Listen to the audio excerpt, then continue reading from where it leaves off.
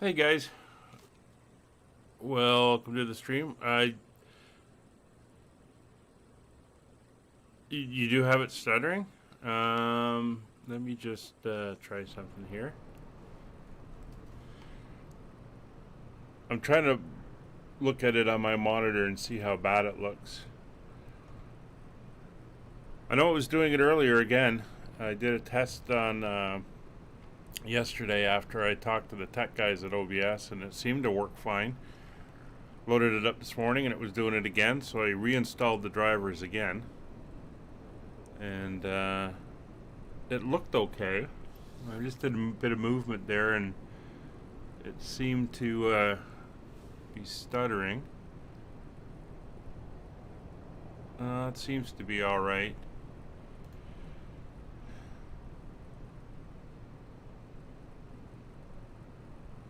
Anyway, let's give it a go. Welcome to Saturday's stream. We're doing a little bit of filler here because I got something planned for when the Australia update comes out. So, for the next few Saturdays, we're going to be doing a little bit of Canada flying. We're going to be flying Air Canada Express, otherwise known as Jazz. Yeah, this is Ottawa International Airport. So we're going to be working our way across Canada in the CRJ900. So I hope you'll join us, and we're working on something for Australia. I know the release date was pushed a little bit, so we'll see what happens. This is Roman Designs Ottawa. It looks nice. Let's get the cursor in the sim. It's a nice little airport. Been there a number of times. And it's a morning flight. Hello, Jack. The airport is just rising. So, or the airport's just rising. The sun is just rising over the airport, so it should be a good flight. There's a nice sweep of the well, really the only terminal here. A few other outer buildings and stuff for the military and private jets and that, but this is what the airport in the capital of Canada looks like.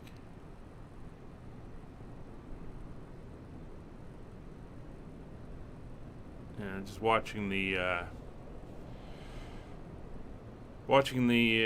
pan in the sim, see how it looks.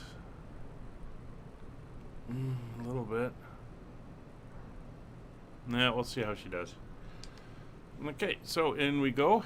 We'll get on board and we can start getting her all set up.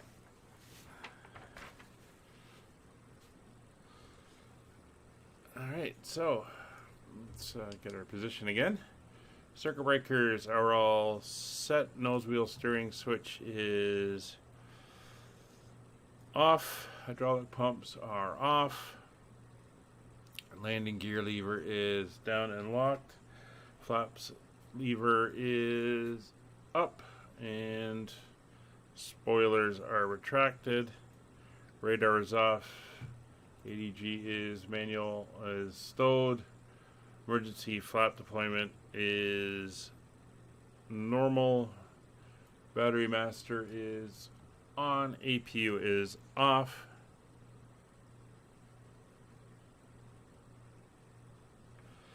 AC electrics are fine. IRSs are going into nav mode. Oop. There we go. Emergency equipment is checked. Gear and safety pins are on board. Airplane documents are checked. Hydraulic pumps. Turn that on. Hydraulic pump 3A coming on. Pressurized. And pump off. Checked. And FMS initialization. Yeah, I know, it's pretty cool. You can see a lot of detail inside the terminal. It's pretty great. I notice how my stream's not starting with 3,000 likes today. I guess we all can't be Gavin.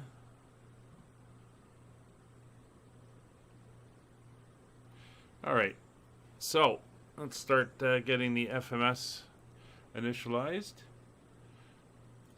So we are at CYOW, and we'll go next page, grab the GPS, and throw it in. There we go.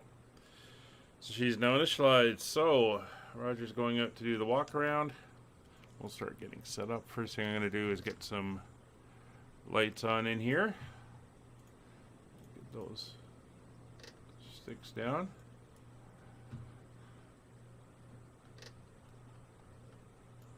And we'll do the lower panel as well. There we go. So oxygen is good. Audio warning panels User bay overheat. are all checked. External lights, we have the nav and logo lights on. Fuel panel is checked. Fuel pumps are off. APU panel is checked. Electrical panel is checked. External lights are all good. Hydraulics, fire detection, it's good. APU is checked. Engine ignition is checked. Cabin pressure is checked. Air conditioning packs are off. Anti-ice is fine. Windshield heating is coming on to low. Emergency lights are armed and reset. Standby compass is checked. Nose wheel steering is confirmed. Off. What was weird, Brian?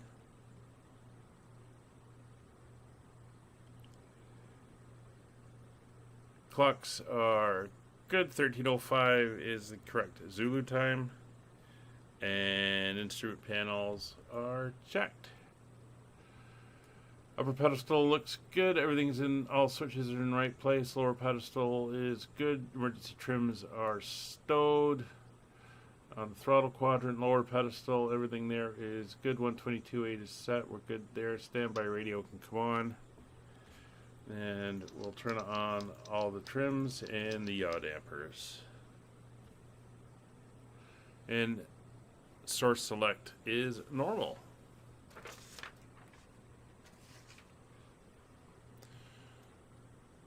Alright, down to the FMS. Oop, that's this one. And we'll zoom in a little bit. Oh yeah, that was really bizarre. I had no idea. I got in there, I think I was like, I saw 3 comments ahead of when I got in there. When I first logged in and I saw the likes, I was like, what? So I went and got some water, came back, and it was still like that, and that other guy was in there going on about how he was a certified YouTube inspector supervisor and all that stuff. So that's when all hell broke loose. Alright, let's do the flight plan, guys. So today we are in Ottawa, and we are flying from Ottawa to, sorry, I was just downloading the flight plan into vPilot. Flying from Ottawa to Winnipeg. It's a bit of a flight, a couple hours. It'll be a good test for my long distance flying as well. See, hopefully that works out okay. But it will be an interesting flight today. CYOW, and we're going to CYWG. Our alternate today is CYQR, which is Regina, Saskatchewan. It's kind of far away, but honestly, out in that part of the country, there is not a lot out there. So it takes a little bit to get anywhere, and we are flying JZA 8109. That's Jazz 8109. This is a scheduled flight that is done for real. We're running a little bit late. It usually departs at 7 a.m., which was an hour and 10 minutes ago, but we're still doing it as a morning flight, so that should be good. So over to page 2. Let's get the route in. So we are going to the YOW VOR, then direct to the Oligo waypoint. Then direct to the Lidag waypoint.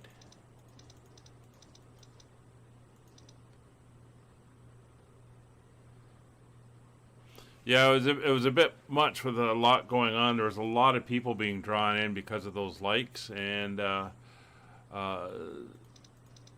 you know, most people came in, looked. A couple stayed. A bunch of them left. A few of them made comments and then left, but it definitely got busy. So from Ottawa, we then go to YYB, which is Yankee Yankee Bravo. It's an airport VOR. And then we're off to YXZ.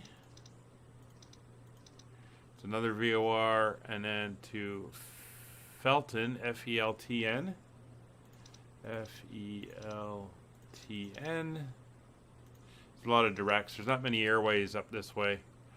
And then we go direct to Gertie.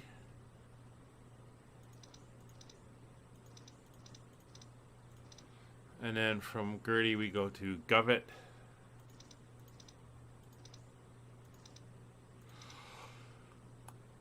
And then from Govett we're on the Arrival.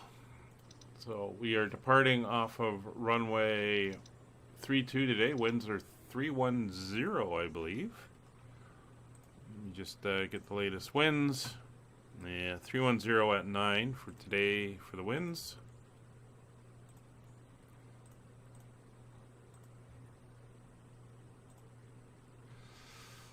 There's the, it's in the chat there. It's going to be, and it's direct. There's no departures. It's all vectors to initial waypoints out of Ottawa. For the Arrival, we're planning on runway 18. Winds are fairly strong out of the south. Unfortunately, the winds are usually out of the north, so almost everything is geared to the north. So there's no ILS for 1-8, but we're going to do the RNAV. And we're going to be coming in on the NORAC 3. And I think for sake of the Arrival, will it give us, no, it doesn't give us, look, there's MLOV, Elbum. Yeah, we're going in on, or sorry, Ablun is the one we're going to go in on. So we will execute that as well.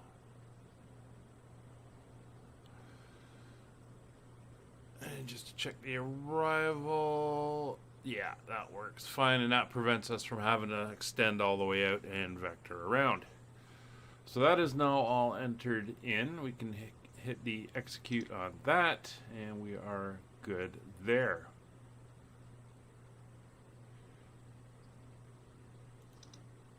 All right.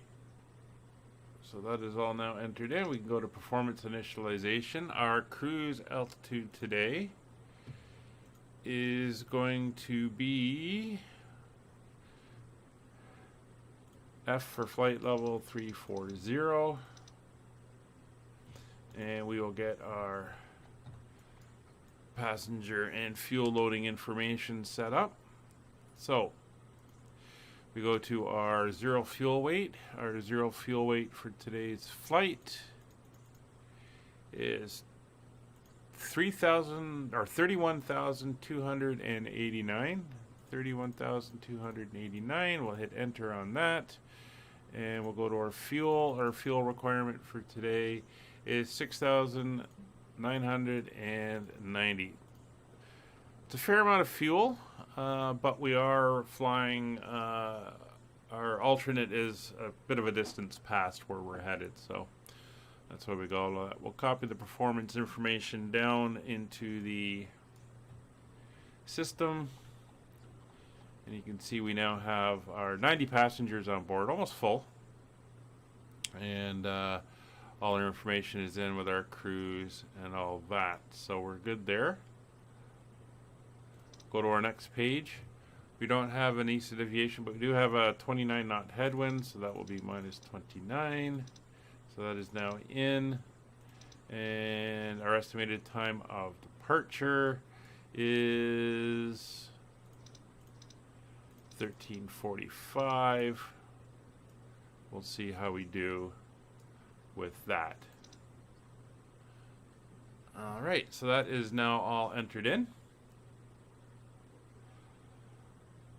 Of course, our reserves include the fuel we need to get to our alternate. So we can go into our VNAV setup. Happy with that, 18,000 feet, that's good. And page 2 and page 3.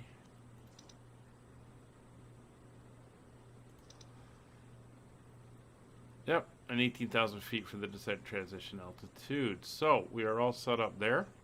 I'm going to do my usual setup on the displays here. We're going to go VNAV on my side. And just nav on his side over there. So we should be able to go direct to the legs. And we're going to put legs on his side, legs on my side, and we'll check for any discontinuities. You can see the points we're going to follow all the way out. And then we have a disco there, so that's NORAC. That's fine, we'll just go up like that. There we go. And there's our initial descent point. We're going to come down to album, and then after album we make the turn. Now if I bring up the chart, we'll take a look at this in a minute. I want to see the chart here. Album, Uldak, album, Uldal, Orek, runway. So that's the one we want. And we can see there's another little bit of vectors in there. So from MLOV, we go NORAC, AXU, yeah, MLOV, Eblon, and then we make that turn. So what we want to do is we want to go to, we don't want to go out to Aluki. That's where the vectors would go. So we're going to take that one, we're going to go back, we're going to overlay it on that one, hit execute, and that's going to take us around right in, and then we get the missed approach. So that's our routing setup, and you can sit on that page for now. Is there anything else I need? Oh, there is. And let me just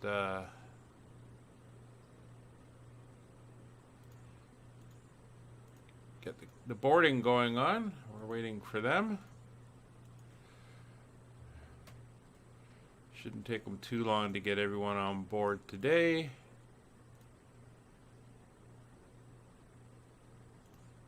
There they go. Should be fairly short since we're pretty close to set up at the moment. Put that back up there for now.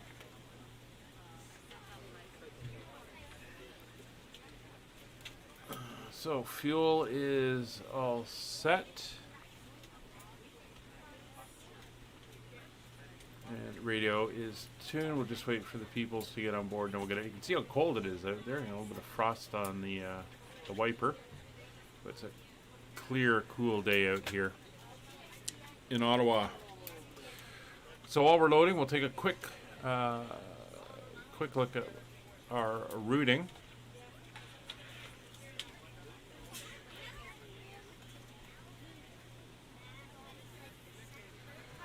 So here we are at the gate at the main terminal. We're going to push back. We're going to be facing out to the east. We're going to taxi down here to the end of runway 32. We're then going to take off out of Ottawa. As you can see, we're going to fly through central Ontario and then basically curve up over the top of the Great Lakes. Coming up over, this is a beautiful part of Ontario. I've flown over that many times. Absolutely gorgeous. Up towards the border with Manitoba, and then we're going to begin our descent. We're going to be coming down here through Govett, down to NORAC, which is our first constraint. You saw on the nav display that was the point where it said we had to be at 14,000 feet or below.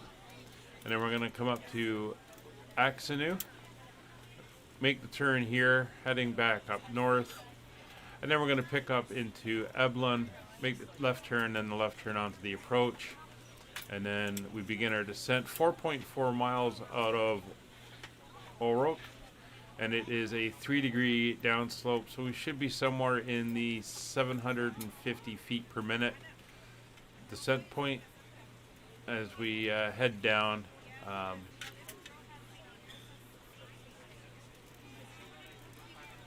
At 4.4 miles. Ladies and gentlemen, welcome aboard. This is your flight attendant speaking. At this time, please Somehow I don't think that's sure 4.4 all to large Orook, but carry-on whatever. items are in the overhead And bins, we you head all down items there. are underneath the seats in front of you. If you have So any when we cross trouble Orook, with we any should be at assistance, 2100, please don't hesitate and then we to make let a our flight approach attendant know, in. and he will be happy to help The you. weather there is After you put currently your carry-on marginal, items in the overhead bin overcast and at it is full, make 2,500 sure you feet, close it as a courtesy to winds other are passengers. 080, Also be sure that the 13, aisle is clear gusting and sit down so that way 19 other at the moment. passengers can get by you. So it's a If little you're bit, seated in an emergency exit windy. row, please review the Once exit we're on the seating ground, it responsibilities will for be the a safety card provided departure for since you. we're coming in this Please way. make sure that you are able and willing to perform Departure these to actions. the left, If you're not, please probably let a flight at attendant know so that way you can Foxtrot or proceed. Kilo. Now's the time to get And out we'll be any heading last-minute over text here messages to the if you main need to, terminal. but we ask that And if once we you look at depart the from the gate, terminal, put away any we'll be laptops or parking tablets. somewhere Thank on you, and these welcome aboard. gates. Probably 7 or 8, 9, 10, or 11 is where we're going to park. And that is the basic flight plan for today. We'll be returning back on runway 32. Not anticipating having to return to the airport today. And our taxi is pretty much going to be Echo all the way down to runway 32. So we're almost finished on our boarding, and then we will be good to go. We are using the Pushback Express. We'll see how it does today, putting us out there. If we can jump outside. You can see we're going to be pushing back, tail going to the right, and then that's our target point. I've left it up as a little bit of a test to see how we do, and we will see what happens with us. So it looks like Brian's joining us today. Brian is flying the Air Canada A320 that's just sitting right beside us. It's nice to have you here. And of course we've got, I don't know, Nick, if you selected the right aircraft type, but you're showing as a private jet for me.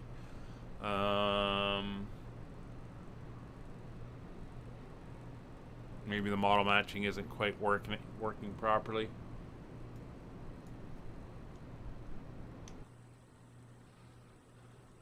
Anyway, sounds like everybody is on board, so we can do our process here. So our before start checklist. Passenger signs are on. Landing elevation. Landing elevation.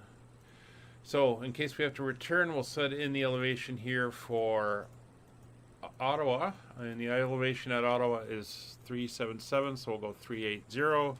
Let's pop that out. And we'll dial that into 380 as the landing elevation. That is now done. FMS is done, and check IRSs are aligned, radios and nav aids are set, and takeoff briefing is all done. So we are good there. Clear to start. Personal electronic devices are off. APU coming online. Wait for the invite message to go out. That means the door is open for the air intake. Starting APU. Electrics are all checked. Takeoff data. We're on the performance page. We'll select all. There's our speeds. We have a V1 of 150, a V rotate of 150, V2 of 160, and a VT of 210. So that is all now set. We were a bit heavier, which is why we need the bigger or the longer speed. We can do a check on our doors. Doors are still open. We'll make sure that they are closing all the doors. Doors are now closed.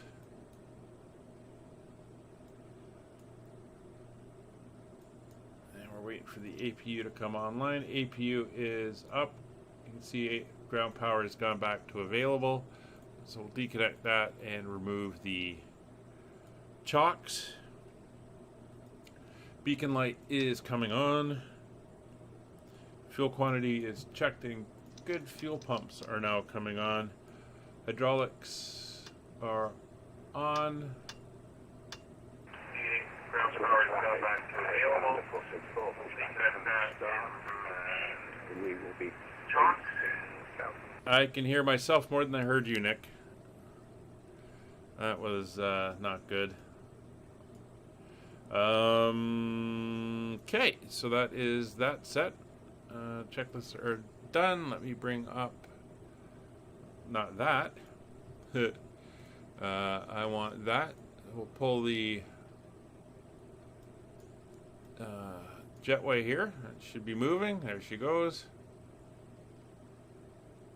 Good morning, ladies and gentlemen, and welcome There's aboard Nick pushing Flight back again. Not sure why 8109. he's showing as a Service private to jet. Winnipeg. And Brian had to Flight time crash will the be desktop. roughly He'll be 2 back in a hours second. And 33 minutes. Please note the cabin door is now closed. We're gonna We call ask that in you make the sure that all tug. devices are in airplane mode and your larger devices are now shut down and stowed. If you have not already, please fasten your seatbelt and verify it is low and tight across your lap. Your tray tables and seatbacks must be in the full upright and locked position for departure. Cabin crew, prepare cabin for departure. No, that's not what I want. No, stop that. That's not. No.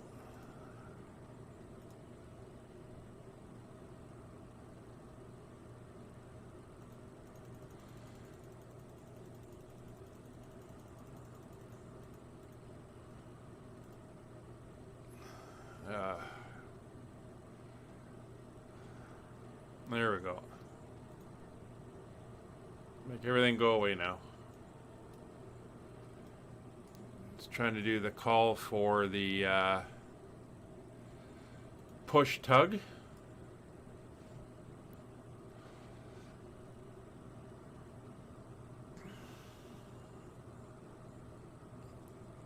Yeah, okay, Brian, we'll see you there.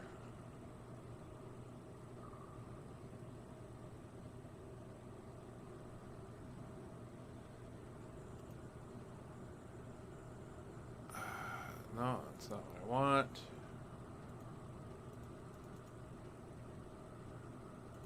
It's not giving me the option to connect the tug.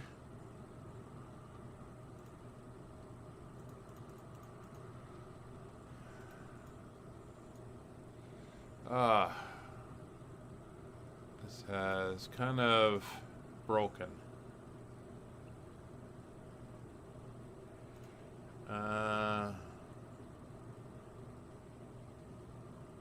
Yeah.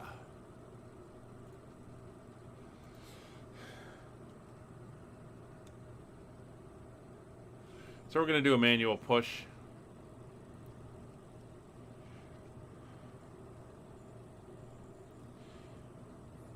And we'll go from there. Ottawa area traffic, Jazz 8109, push and start, gate 18. Excuse me? Well, that's not good.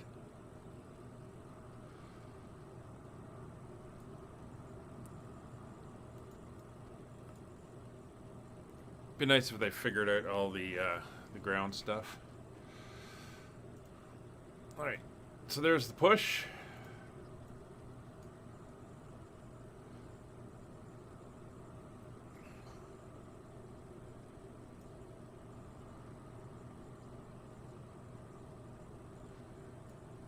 And we are cleared to start our right engine.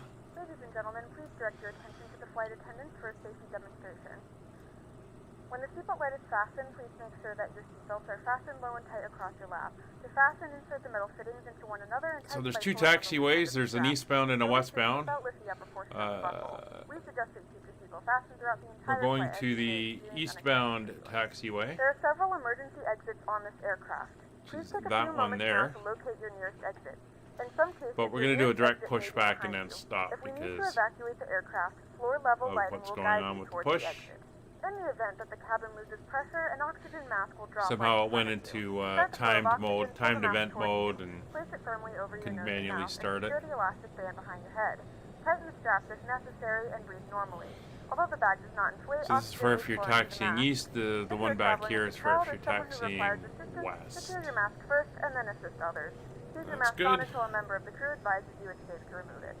So In we'll the event stop that there. the pilot decides to take us for a swim, a fashionable life vest is located in a pouch under your seat or between the Parking armrests. brake is When set. instructed to do so, open the plastic pouch and remove the vest. Slip it over your head. Wrap the straps around your waist Good and buckle start. at the front. Engine Pull the number strap to tight. 2, or the To right inflate engine, vest, starting pull the left firmly on the engine. red cord only when exiting the aircraft. If your life vest does not inflate automatically, blow into the mouthpieces for manual inflation. Each vest is equipped with a whistle and light. If necessary, your seat cushion can be used as a secondary flotation device. Once again, all devices must be in airplane mode and your larger devices must be turned off and stowed at this time. Please securely stow your personal items. Make sure your seatbelts are fastened to 20% seat backs and and tray tables are in starting their full upright position. We remind you that this is a non-smoking flight. Tampering with, disabling, or destroying left smoke engine. detectors located in the lavatories is prohibited by law. All of this information and more can be found in the safety card located in the seat back in front of you. We suggest reading this and let us know if you have any questions. Thank you for flying with us, and we hope you enjoy your flight. It's 40% N2.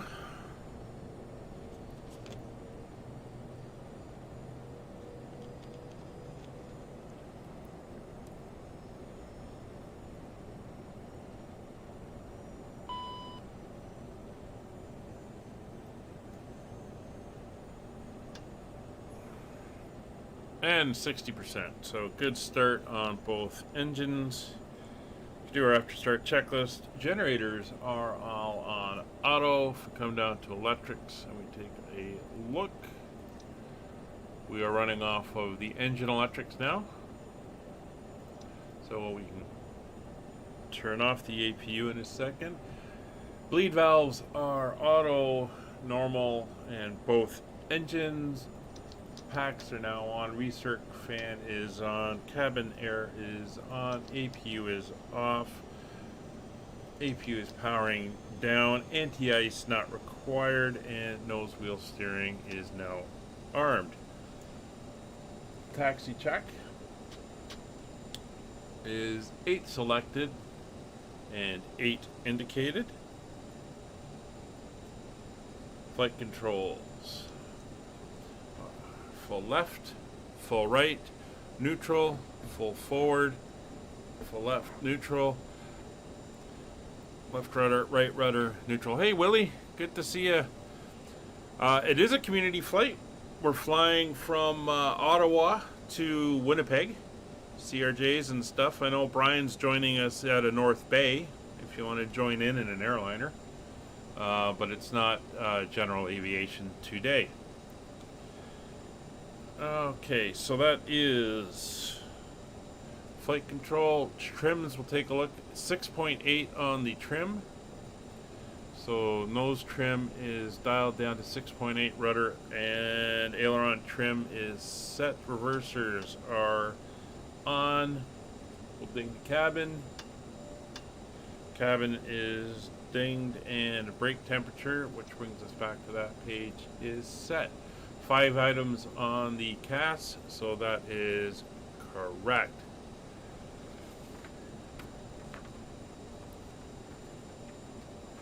Hey Willie, if you missed it, Nick got promoted on Gavin's stream to mod yesterday. It was a little bit hectic.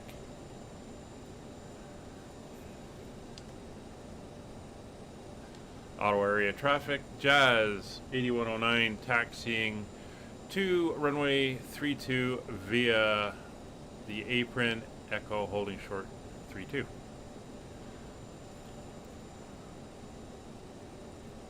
cabin is ready.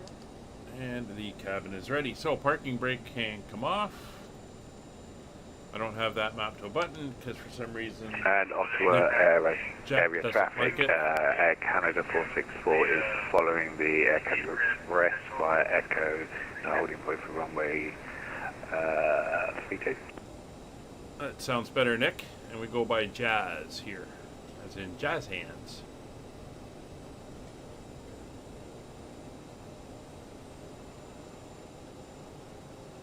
Get ourselves moving.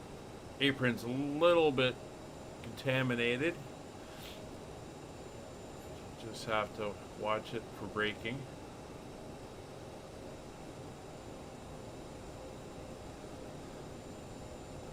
Yeah, Willie, last night's stream, YouTube, there was a glitch in YouTube, and he started the stream with 3,000 likes right off the bat, and I think that kicked it promoting the stream all over the place, so tons of people were suddenly piling in to see what was going on, and had a whole bunch of people come in, and then some guy was in there saying he was basically a YouTube supervisor, and Gavin was hacking the likes, and he had to report, and he wanted him to contact them. So yeah, Nick, it's Jazz for the commuter flights, the Air Canada Express. It's Jazz, yeah. So yeah, and then there's a couple things that happened. A couple people had to get banned off the start, and then it kind of calmed down after that. But it was busy. There was a few new people came in. At one point, it was even showing you had like 1,500 people watching him. I don't know if that was accurate or not either. He picked up a few subs, yeah. A few people hung around and were in the chat and were fine. But yeah, something happened with YouTube last night that kind of threw everything off for a few minutes. The stream count eventually went back to normal. It was about 150, 170 or something. But the likes, yeah, he ended up with almost 4,000 likes on the stream by the end of the day, which is kind of bizarre. Again, not sure exactly what was happening there.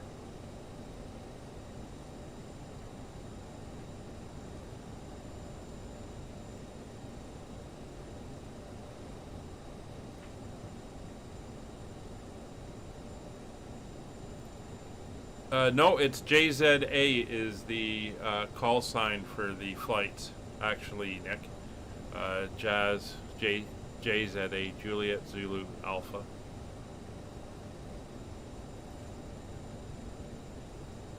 You can see it in my overlay. You're not doing your show today, Willie? Or are you taking a break, or what's going on there? I'm not sure. A little graphical issue here.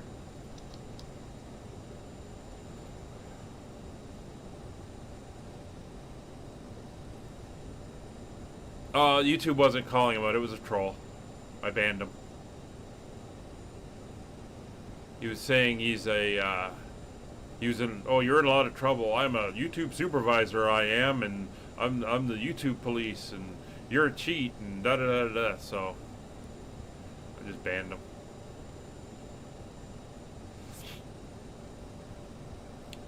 You know, even Gavin had it right later on when he was talking about the counts. He said, "Oh, I should check my emails to see if YouTube has sent me something," which is what they would do, right? They'd go, "Hey, we noticed something happening weird on your stream. Can you explain this or whatever?" But yeah, they wouldn't be coming into the chat and do that. Willie, I'm retired. Every day's a Saturday for me, so forgive me. There's the fire hall. Down here's the testing. I think that's the training aircraft that they used for the fire guys.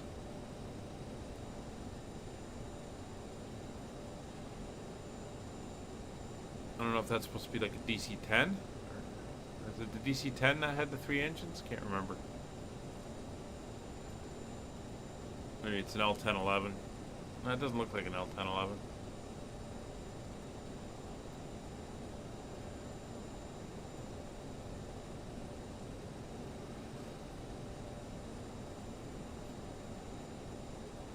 Alright, so we're getting down towards the end here, so let's go with pitot heat coming on. Turn on the lights, strobes are on, taxi light on, forgot that. Fuel flow, fuel numbers are good. We'll go to manual on the cross feed. We don't want anything moving around there. We'll ding the cabin crew again since the chime button doesn't work.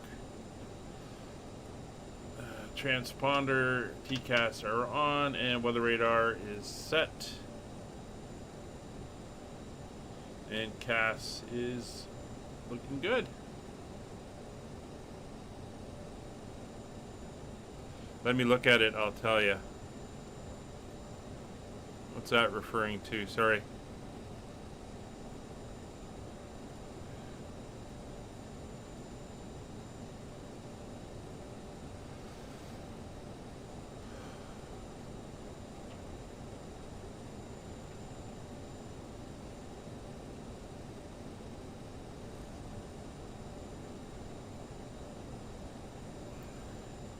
Ottawa area traffic, Jazz 8109, take position runway 32.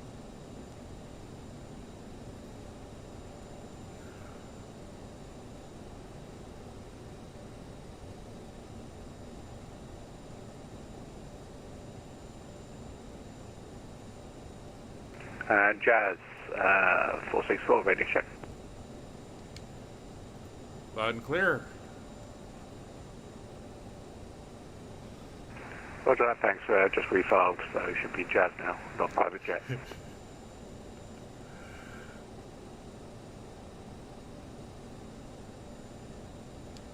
Yeah, I'll take a look once I park up here.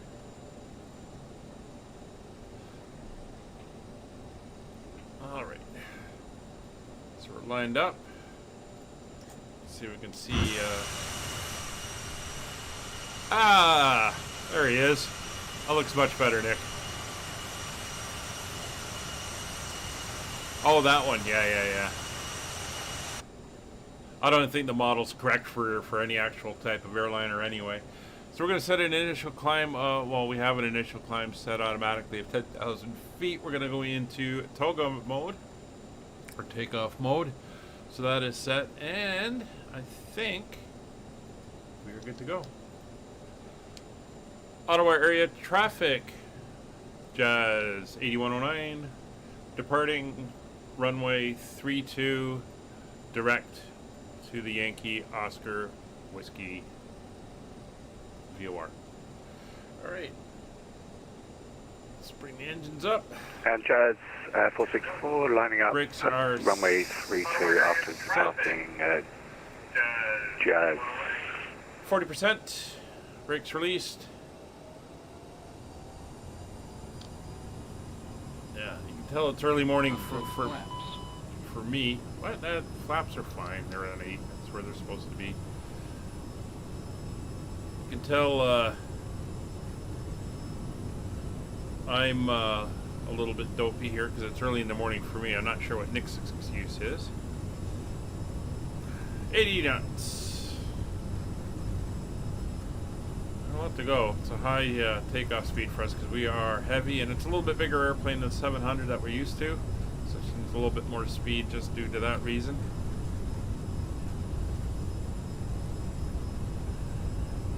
So 140. There we are, V1, and rotate.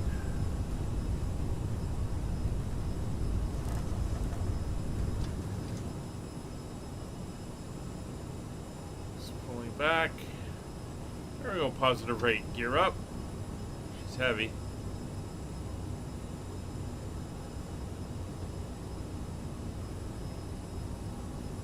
We're kind of pushing the aircraft to its limits. We'll nose down slightly. Speed come up. I'm going to go nav, speed, and autopilot. Going on to course. Don't sink. Don't sink.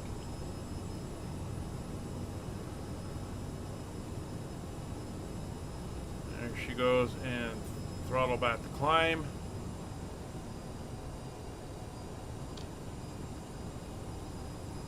we go. Climb power is set. Start bringing the speed up.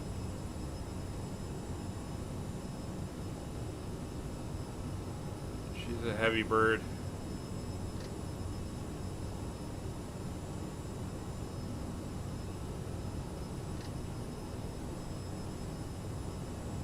Get her up to 250. There's the city of, on the outer parts of the city. A lot of terrain glitches out here. Wish I'd come and do a pass over Canada.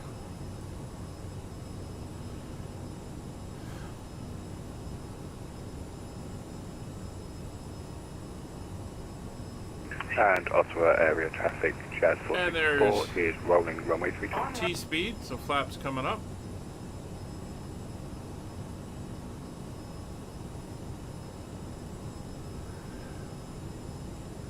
Continue accelerating. So, climb checkout. Fuel flow can go back to auto. Leads and APU are set. Thrust reversers are now off. Turn off the taxi light.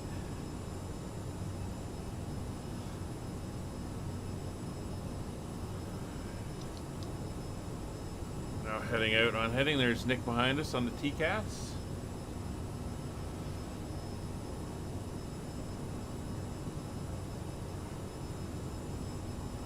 And we can see our range laid out there.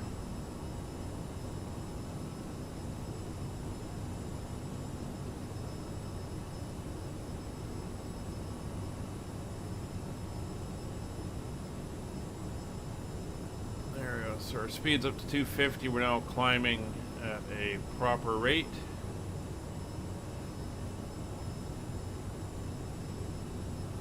There's snow. Yeah, this is kind of what it looks like. It's I think it was minus 27 degrees in Ottawa.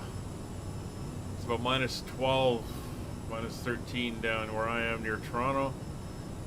And yeah, we're into the cold winter days. Willie, you'll remember those days. We had minus 19 early in the week.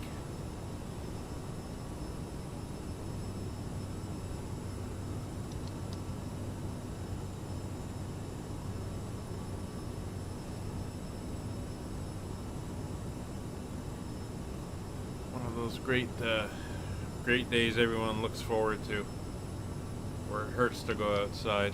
Although it's still not even the coldest that we tend to see. I'm sure within the next month or so we'll be down into the minus 20s, maybe minus 30s.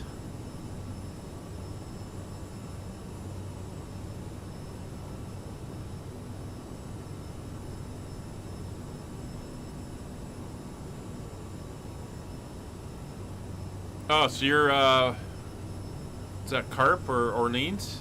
I can't remember the suburb name of it.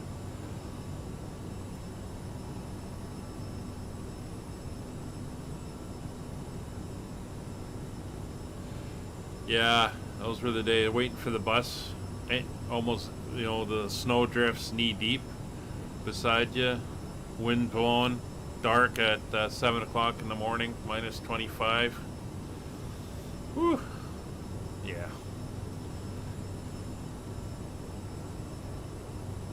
Oh, it's been more than that. Every year we tend to get 3 or 4 days that are minus 40. I don't think we had any last year though, but we've had minus 40s down here. We're going to clear ourselves right up to 34,000 feet. Throughout the duration of the flight and do not form a line near the lavatory. This aircraft is equipped with onboard Wi-Fi. If you wish to connect to the Wi-Fi, you will be required to pay a small fee.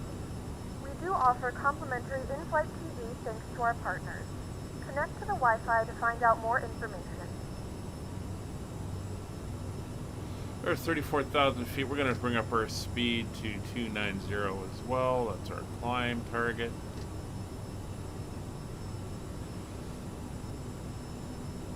There we go. So we're out over the Ottawa River right now. Ottawa River for a bit separates Quebec from Ontario.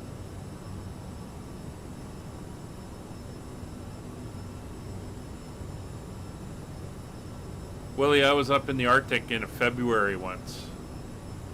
Minus 62.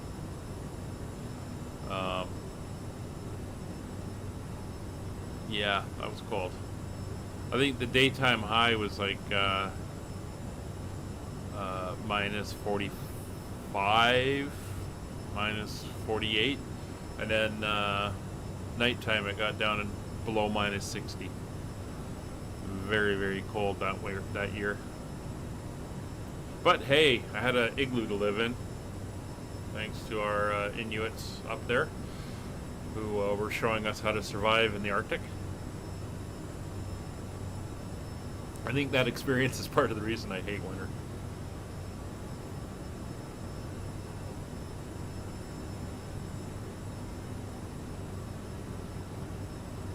A little bit of a wind starting to pick up. It's already up to almost 38 knots.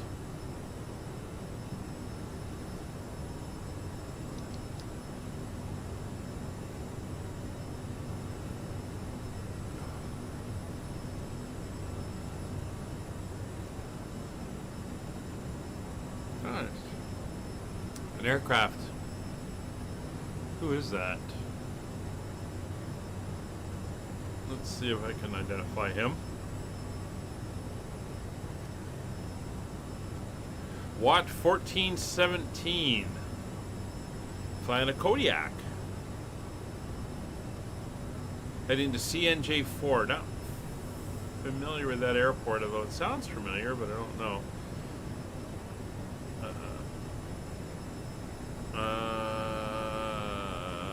It's flying from Montreal.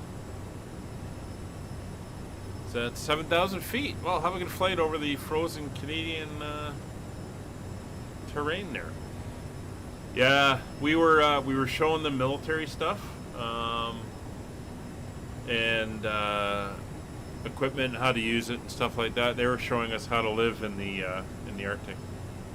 So we're through 18,000 feet. We'll go over to standard pressure.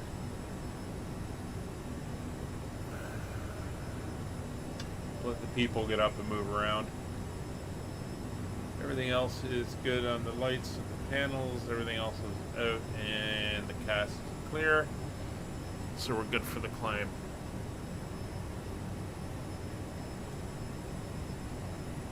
I think the most amazing difference I remember, again, another year I was up north doing work. We were living in tents, and it was minus 50 out. Fahrenheit, because this is 100 degrees that I remember. Minus 50 Fahrenheit outside, and it was 50 degrees Fahrenheit inside the tent. So that kind of stuck in my head of the 100 degree difference when you go outside. It was cold. Won't lie.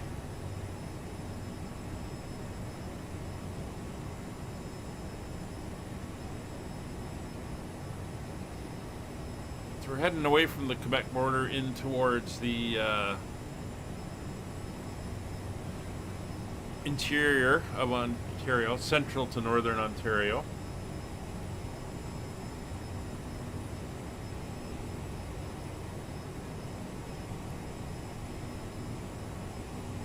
Yeah, we had 8 people sleeping in the tent. It's a fairly big Arctic tent. 8 people sleeping in the tent. We had a Coleman stove running and 2 lanterns running to provide a bit of heat and light, and we had, of course, somebody had to be up on watch. So that brought the temperature up to 50 degrees Fahrenheit.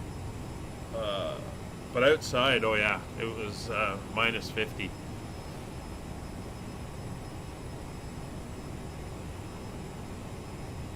It was like when you go into ice water, like if you fall in a lake or something that's close to freezing, and you get that big inhale of breath and you feel everything clamped down. You got that when you went into the air and you just like went outside, even though you were kind of wearing all your gear.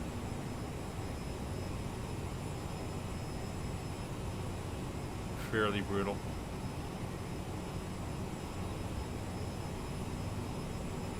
Anyway, interesting note here. We're going to be shortly, like very shortly, heading just north of a place called Barry's Bay.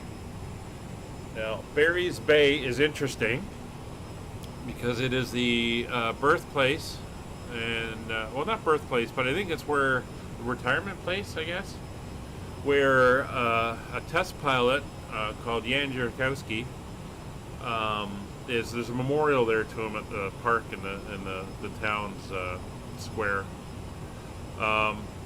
He was the test pilot, Polish, I believe.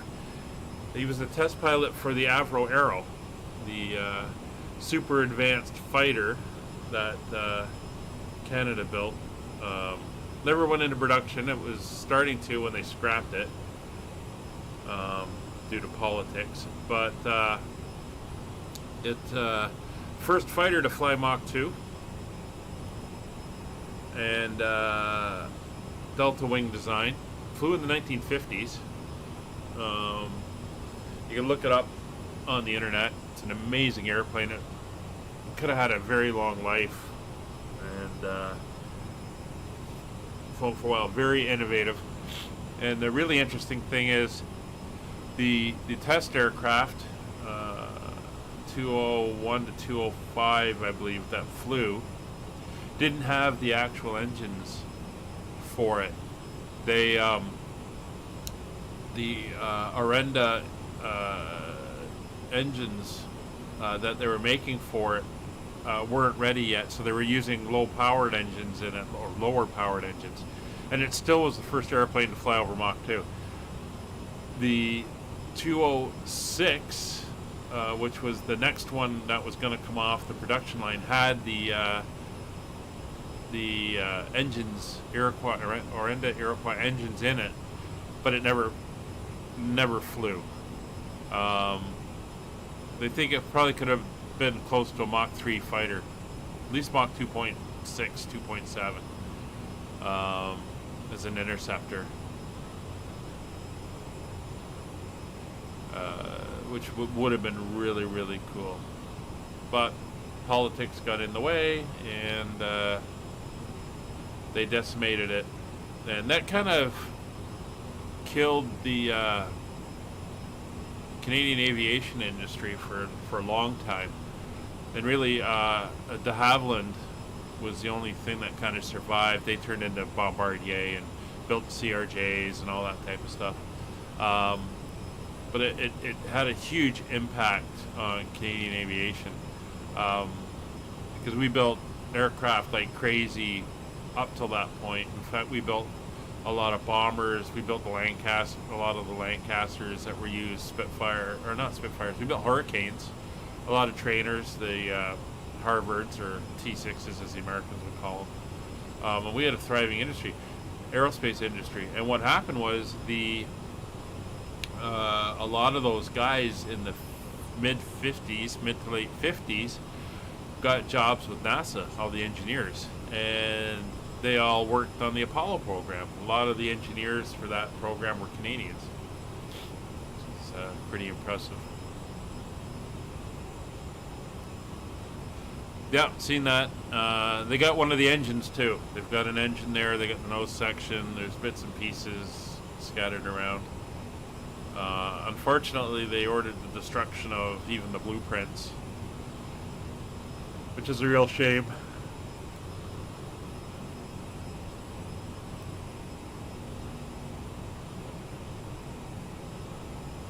Alright, so we're coming up to 28,000 feet.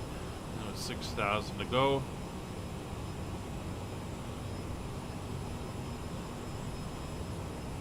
Yeah, it was AV Row built the Arrow. De Havilland had nothing to do with it. De Havilland was the other big Canadian aircraft company that was around. Interesting thing though, I was watching a YouTuber, Air Canada, just a little while ago, retired the last of the Dash 8 300s. Dash 8 100s went out of service last year, or a year ago.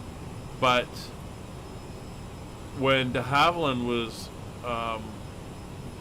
initially bringing them out, they couldn't get proper funding and everything, and they went to Boeing, and Boeing bought de Havilland. So not for long though, because Air Canada went with Airbus instead of Boeing, and when that happened, they sold it off, and that's when Bombardier bought them. But there was a whole run of Dash 8s where if you looked when you went in the main door and you saw the manufacturer's plate, it actually said Boeing. I'm not sure, Boeing Aviation Company or Boeing Aircraft Company, and then underneath de Havilland, a Canadian division or something like that. And the aircraft this guy fly on and did the vlog for, it was the first Dash 8-300 brought into service by Air Canada, and it had flown with Jazz and a couple subsidiaries and stuff. But yeah, it had that plaque in it, which is kind of neat. And the aircraft was 35 years old or something like that.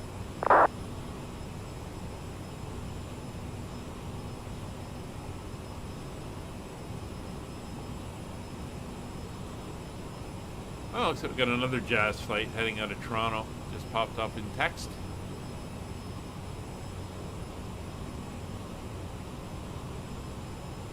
Oh, looks like Brian's up out of North Bay. See, he's popped up.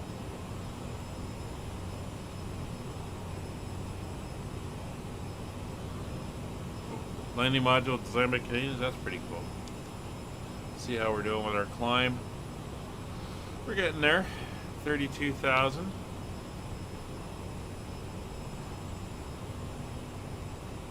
So, if anyone notices the altitudes, hey, okay, Willie. Well, thanks for dropping in.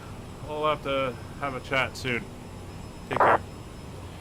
The altitudes are reading a little bit differently than for what's actually in the aircraft.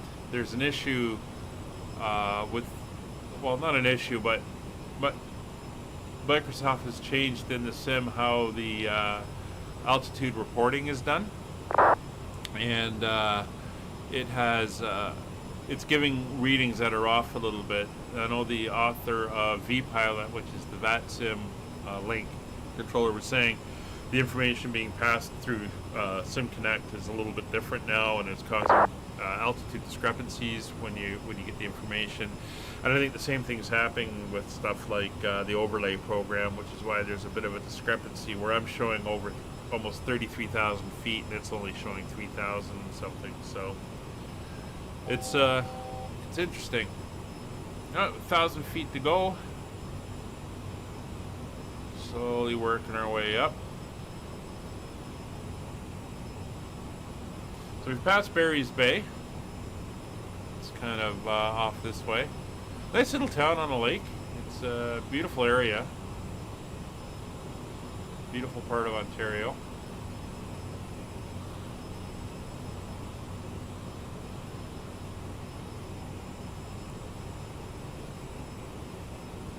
Oop. Let's move that out of the way. Didn't realize that was going to pop up there. Let's go to our albums, see what we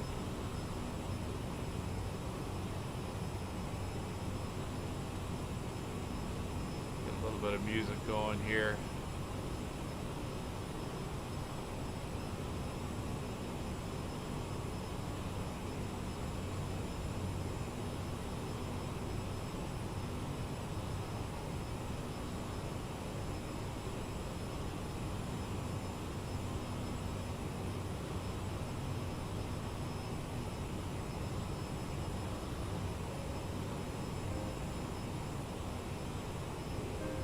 Get the wintry music going since it is looking rather wintry out.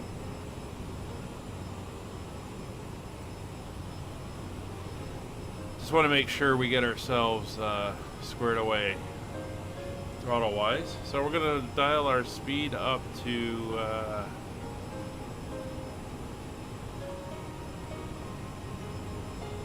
Mach 80.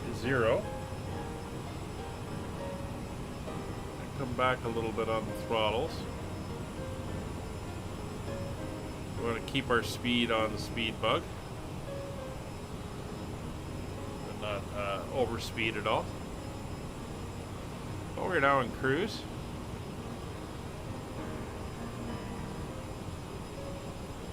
So there's about a 2,000 foot discrepancy being reported to the overlay. Hopefully that gets sorted eventually. I know the V-Pilot guys are working on it.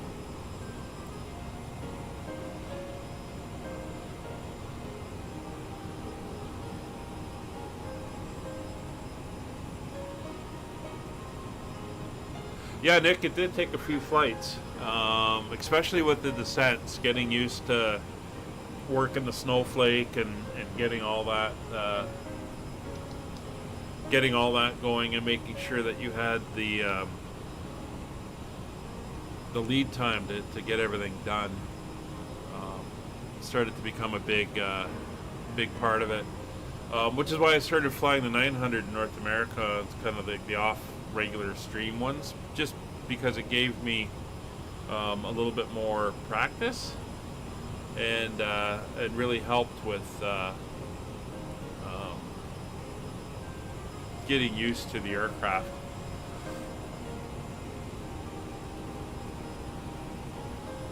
So we're on our way to North Bay now.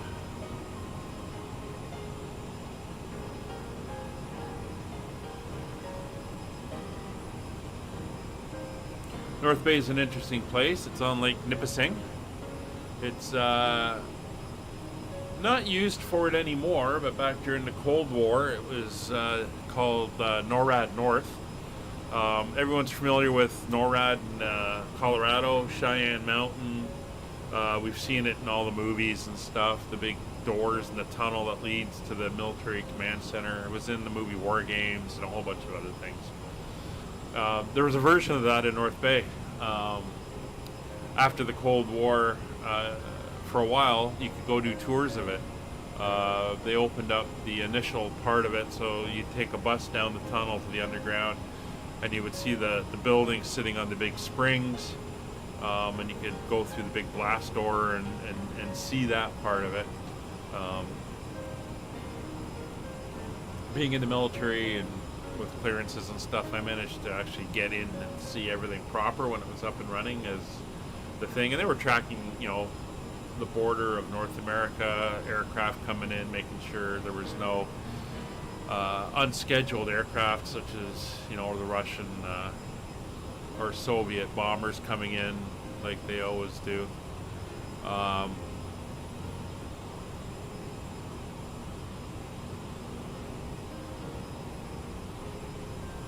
But it was pretty cool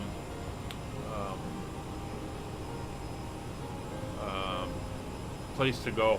And I remember they had monitors set up for the DEW line, which was the radar centers all up in northern Canada, close to the Arctic, which was watching for the Russians coming over the Arctic.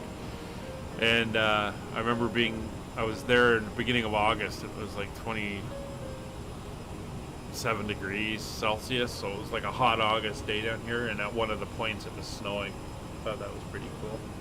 But it's a lot of fun. I think it's actually completely closed down at the moment.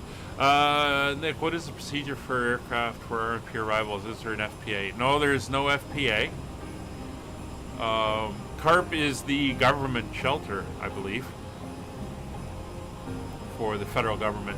That's what that bunker is. In fact, at CFB Borden, Canadian Forces Base Borden, there's a bunker for the Ontario government. And actually, I was up there on a course once, and it was so busy, that's where our accommodations were. So we were like 5 floors underground in this bunker. There is no FPA. The aircraft should fly it as part of the VNAV. So you should get your foot per minute indicator to go down. Given the speed these things come in at, it's going to be somewhere around a 750 foot per minute descent rate. But there should be a snowflake down to the ground. I'm not too familiar with doing RNAVs or RNP arrivals in this thing, so I guess it's a good thing I'm going first.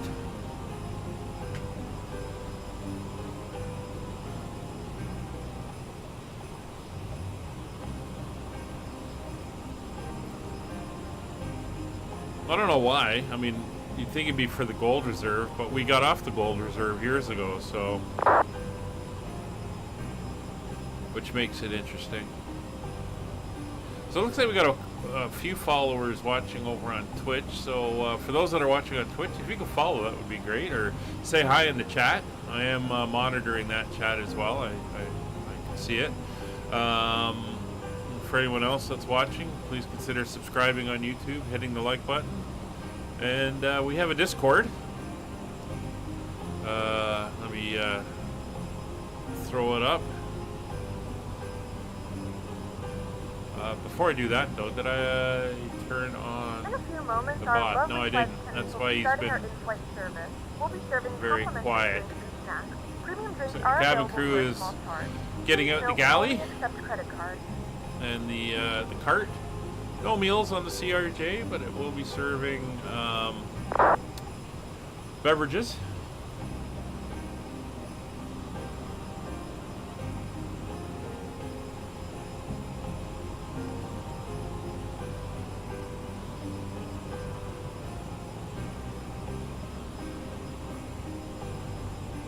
Looks like Brian's still climbing up to altitude.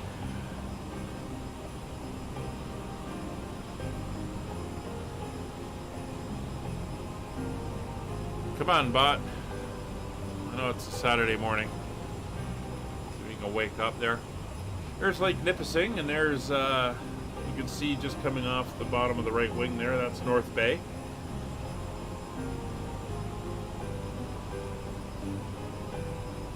Lake Nipissing is attached to, I'm going to have to kick the bot. Hang on a second here. Alright, let's try that again. Lake Nipissing is attached to Georgian Bay through a series of rivers and little islands and stuff. Georgian Bay itself is attached to Lake Huron.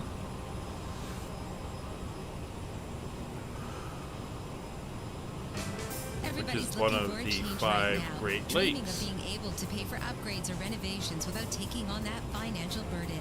Just think about it. We renovated 3 years Separating ago, Lake Huron and Georgian Bay, or part of it anyway, is Manitoulin Island, which is a pretty cool island. It's the biggest island in a freshwater lake in the world. It's actually home of a couple native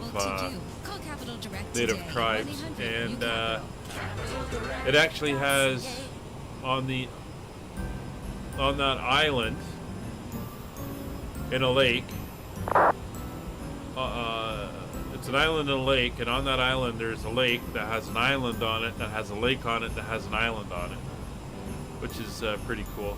But it looks like Lake Nipissing is almost frozen over completely. A little bit of unfrozen water in the center. That's a pretty cool effect they've got there.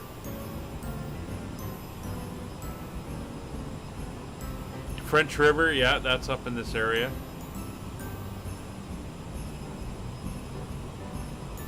Interesting thing is, there's not many roads leading north of here to get into a lot of places. We're not far from the Quebec border either. It's about a 30-minute drive, 45-minute drive from here. But the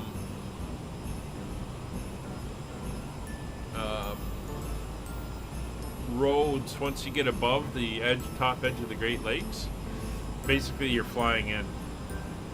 I think there's one road that heads up towards Timmins, but other than that, it's not a lot up here. Very sparse communities and a lot of fly-in stuff.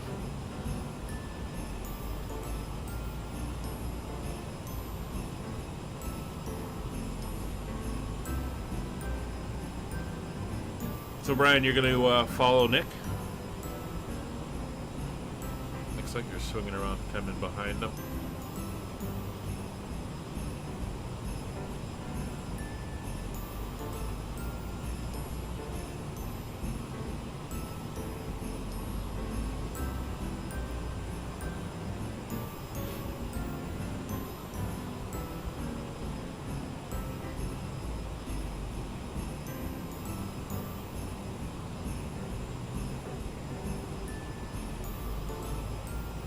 Yeah. It's very, it's the same as when we get further out west of Thunder Bay. It's an amazing collection of lakes and islands out there. Very scenic. I flew over there a couple times. In fact, the whole area we're starting to go over now is very rugged. Really nothing more than forest, lakes, rivers, and rock.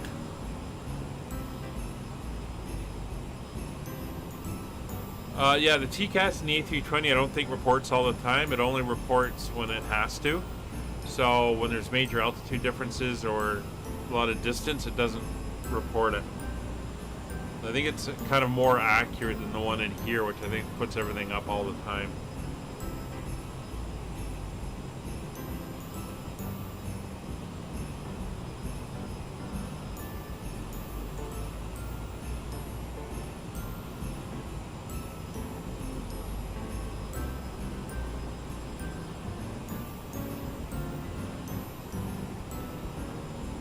Anyway, I'm going to leave the music going for a little bit. I'm going to go put the kettle on and grab myself a cup of tea from the galley. I'll be back in a little bit.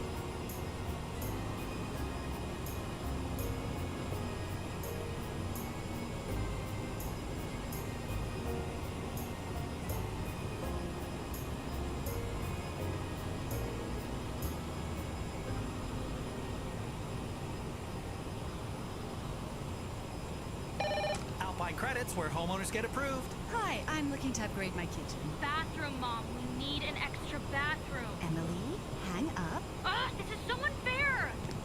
Sorry about that. No problem. I need a loan for some home renos. Well, do you own your home? Of course, I'm the owner. Then you're approved. Enjoy your new kitchen. Bathroom! Alpine Credits, where homeowners get approved. Go to alpinecredits.ca to get started. Some conditions apply. Visitor license 12616. Ugh.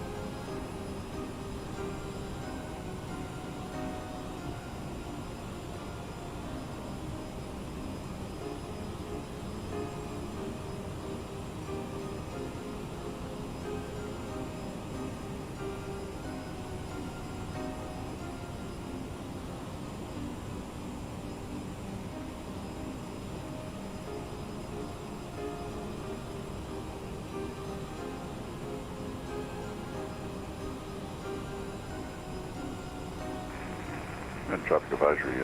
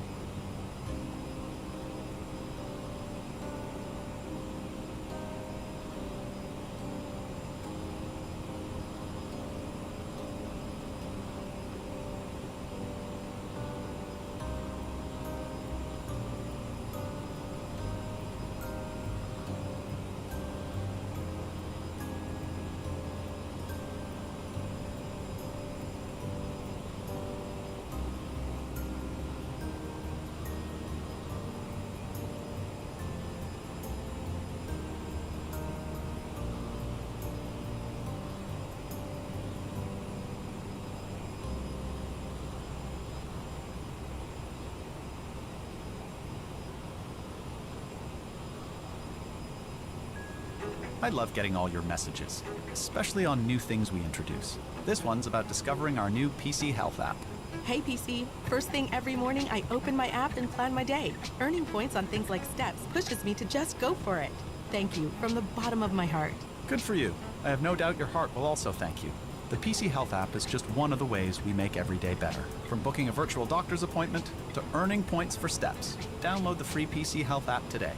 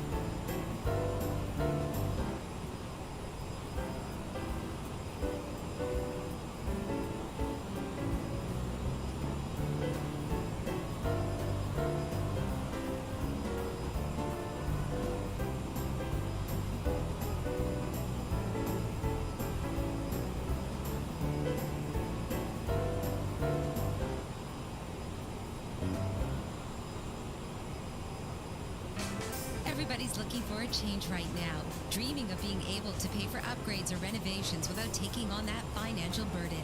Just think about it. We renovated 3 years ago, but it still feels like there's a million things I'd like to do today. A Flexi Line by Capital Direct allows you to manage your resources more effectively.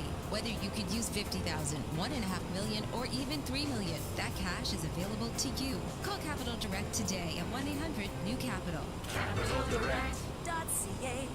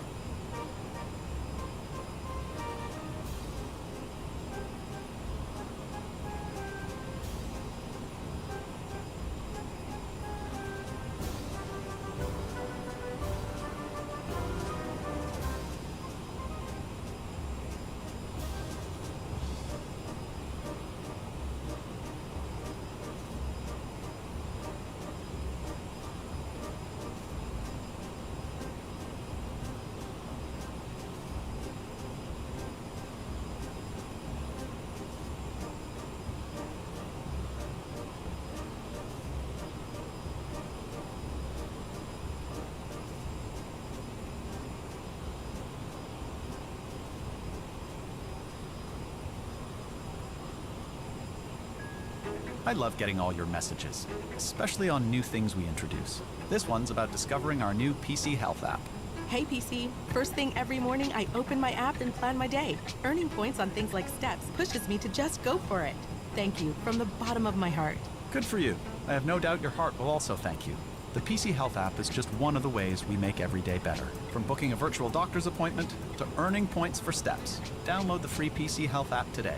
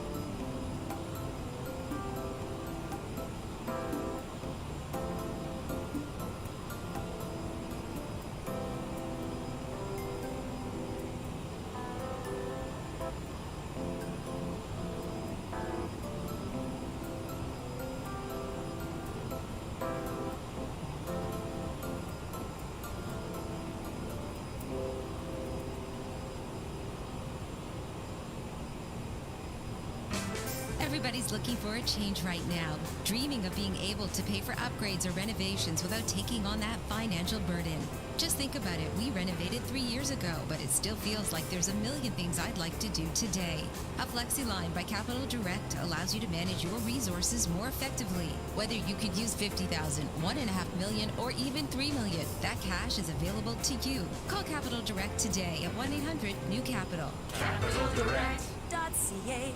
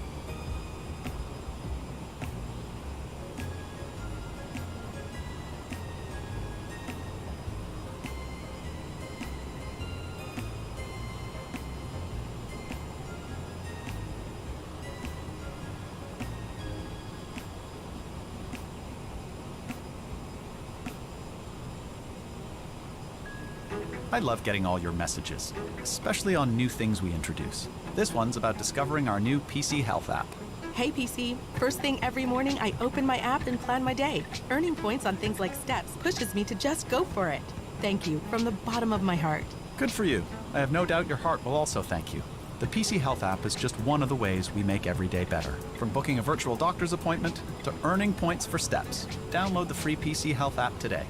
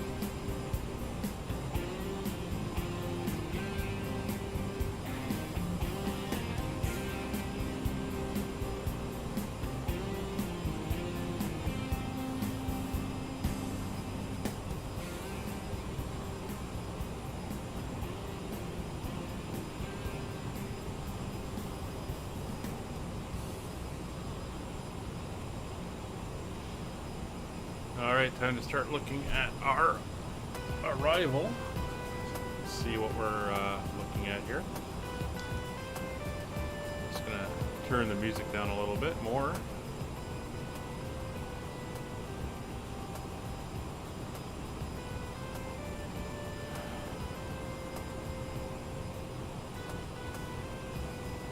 Alright, so we are 200 miles away from the airport.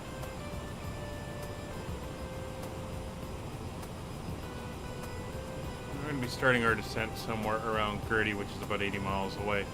So if we take a look at the Navigraph, here's the NORAC 3 arrival.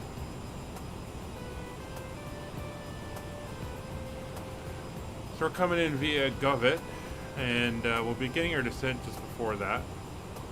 We'll be flying up the Govit line here of the NORAC 3 to NORAC. And as you can see, as we're going into runway 13 and 18, we're using 18. We have to be below 14,000 feet. And when we go back and look at the nav display, it'll show the descent point of NORAC, and we have to be 14,000 feet or below. From there, we're going to head up here to Anexu. We got to be at 250 knots there. We're then going to fly out to Europe. And then from Europe, we make the right turn onto the downwind. We have to be down at 5,500 feet, 210 knots. We're heading out to Ablung. And instead of heading all the way out and then being vectored around, at Ablung, we're making the turn. As you can see here, up to Udall. Udall, we have to be down at 3,500 feet. Actually, we can be down at 3,500 feet by Ablung. And from there, we're going to make the turn in. We're going to head to Oroke, and by then we should be on the descent down to the runway. As you can see, it's a 3.0 grade for the glide path angle. And as we're going to be coming in at about 145 knots or so, 150 knots, we're going to be looking at about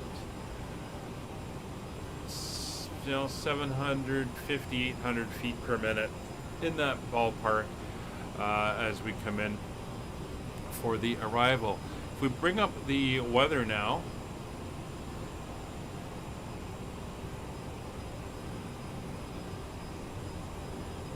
we'll just get the latest METAR so we have the information. Still marginal VFR.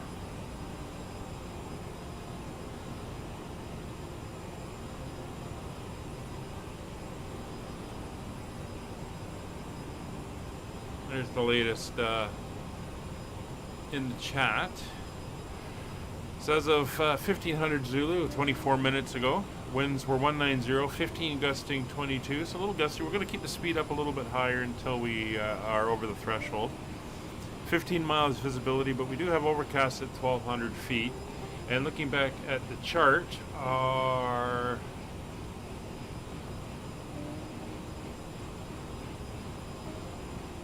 minimum on the LNAV VNAV is 1,997.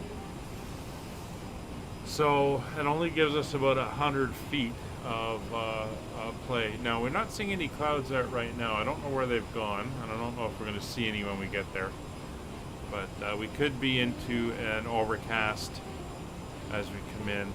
It's minus 13 degrees. 3012 is the pressure.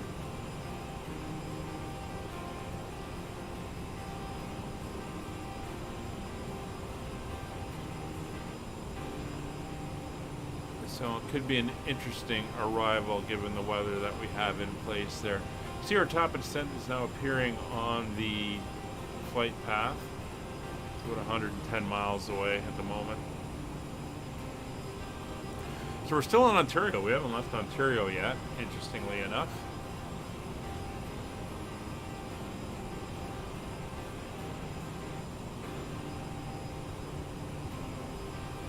We're over a very scenic portion of Western Ontario. We're north of Minnesota. It's a huge area of lakes in this area here. We're actually coming up to a place called Lake of the Woods, which is very, very scenic.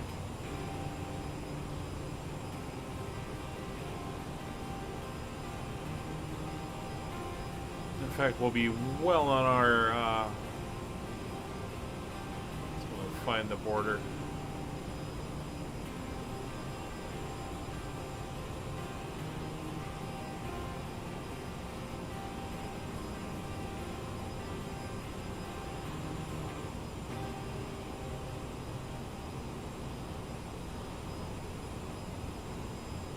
Doesn't show it on this map.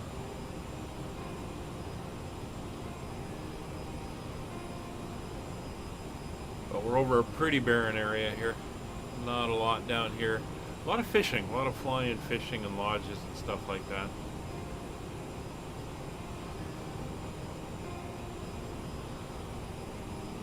But other than that, it is very quiet. There is no VATSim controllers in the area. So we're looking good. If we check the airport details, we're the only 3 flights inbound. There's a couple of flights heading out, one to Toronto, one to Hamilton. But other than that, it is fairly quiet. And like Winnipeg gets its name from the huge lake to the north, Lake Winnipeg.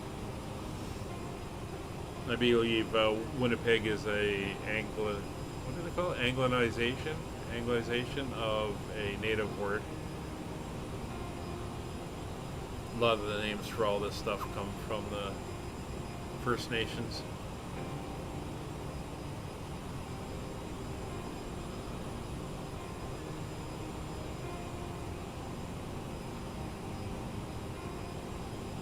our speed is holding pretty good. We have a pretty good throttle setting. I haven't had to make any adjustments.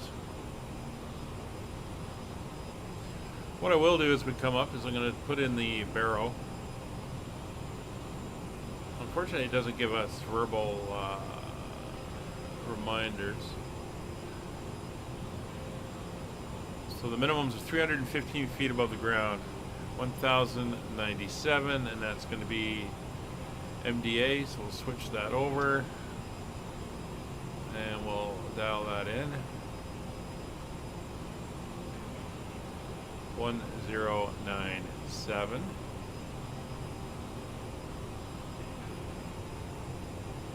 So we'll call that 100. We're also going to set in the altitude now. Might as well do it in advance. So the airport altitude for Winnipeg is 780 feet. Again, we'll pop out the screen there. And we'll dial in 780. There we go. So landing elevation 780. That is now set.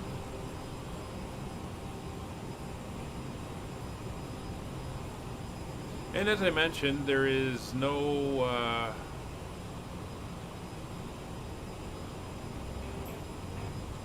glide slope, so we're going to be flying the RNAV all the way down.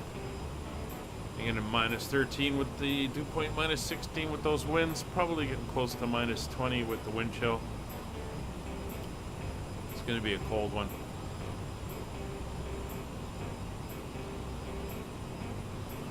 Kind of see the draw distance I've got set up in the window there. That's all right.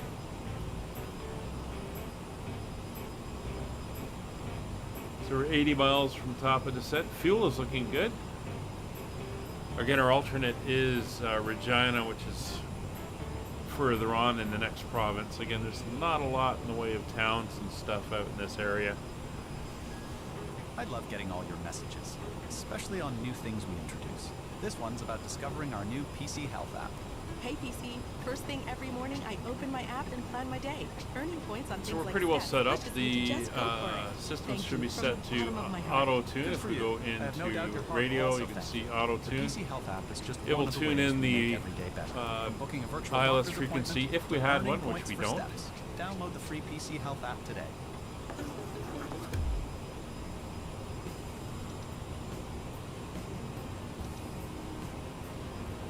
Just looking at all our legs bringing us down.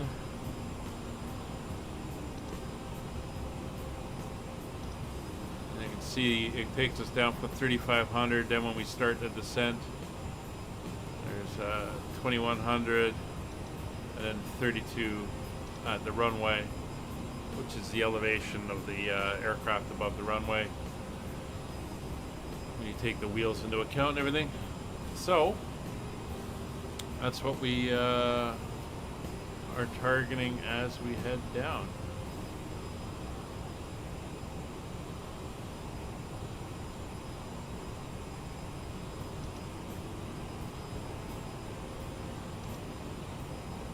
I'll give us our descent rates. Let's see, there's that 800 foot per minute for the rough descent.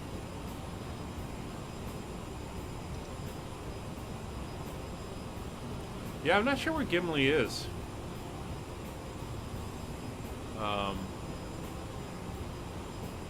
In relation to Winnipeg. For those who don't know, Gimli was the airport. When Canada switched from imperial to metric, there was a lot of confusion over the numbers, obviously. You deal in US gallons, you deal in pounds, kilograms, liters, all that stuff. And there was some confusion when they were fueling the Air Canada aircraft. And I guess the pilots, when they asked for fuel, asked in pounds. Asked in kilograms. So it was a low number. The ground crew loaded in pounds using that number. So they actually loaded less than half the fuel than the aircraft needed. And it didn't get picked up on in the pre-flight checks. So they ran out of fuel halfway through the flight. Not good. The pilot of the aircraft, and I can't remember the type of airplane it was, the pilot of the aircraft was a former glider pilot, or a current glider pilot, I can't remember, and spent a lot of time out in this area flying gliders.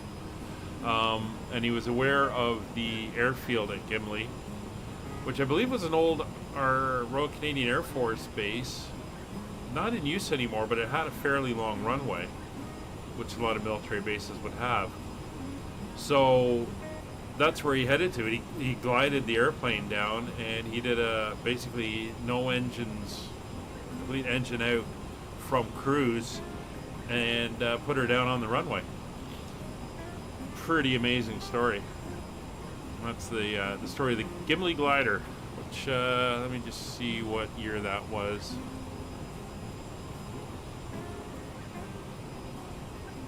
That was July 23rd, 1983. They were at 41,000 feet. They were heading to Edmonton, from Montreal to Edmonton.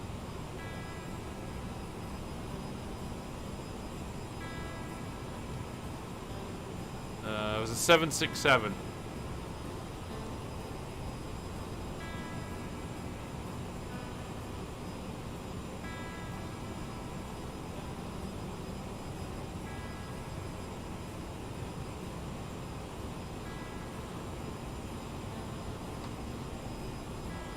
Oh, it's North Bryan? Yeah.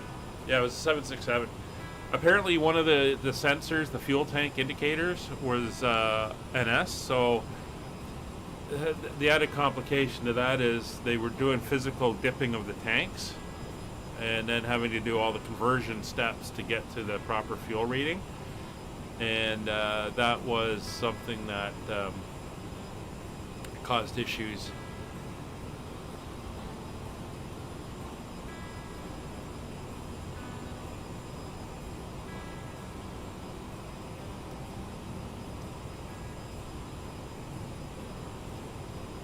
So you can see on the other, on Roger's side, it's saying we should have 2,070 kilograms of fuel once we're on the ground.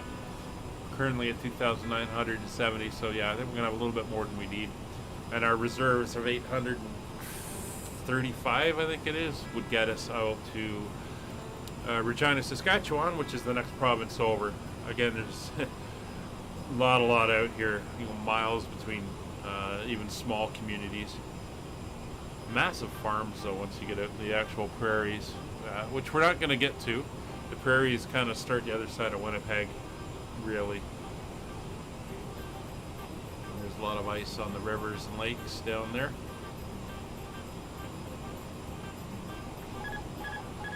Oh, sorry, I was hit the trim wheel with my hand.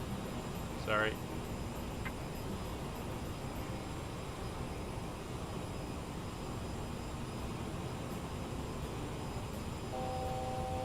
Didn't mean to do that. Okay, we're climbing again. Skidder is heading down.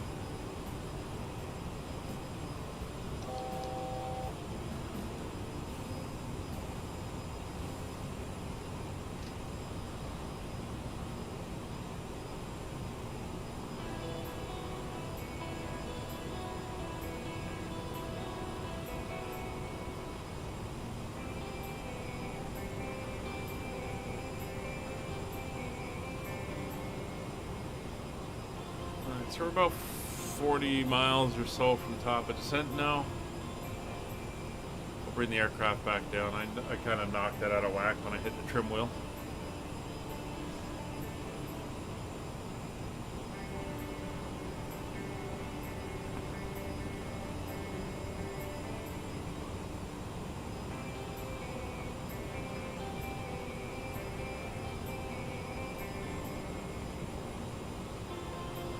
Yeah, you're definitely quite further north of us. I think you're actually going to be coming and swinging in from the north, or we're kind of coming up from the southeast.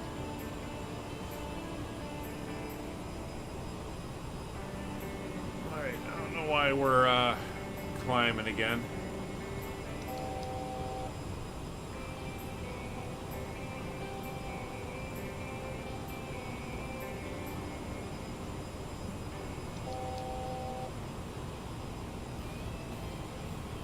Set to go down.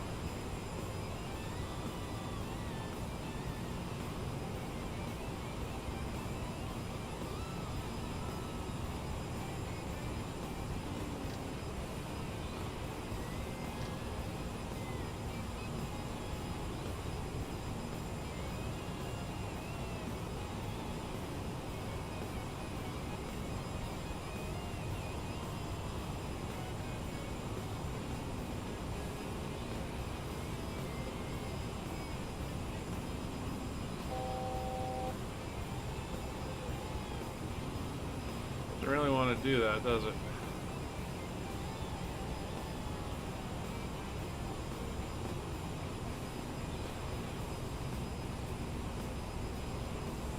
Oh, I know why. The autopilot kicked off.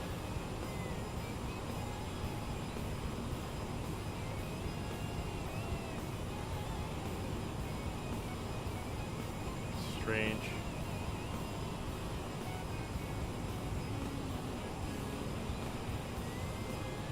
There we go. We'll get her back down to 34 for time for the descent, so we're on the proper profiles.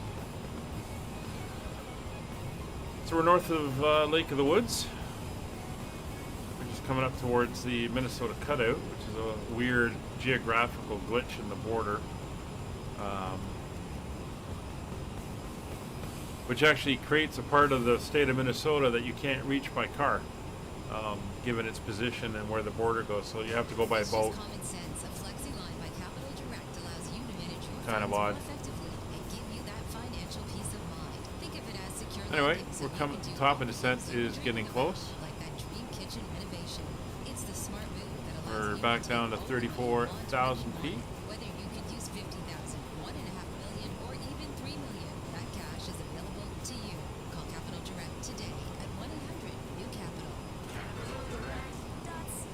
Yeah, I've got clouds appearing again, so I don't know if that means we're actually going to have that overcast or not.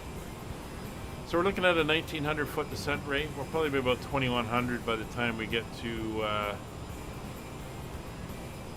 our descent point.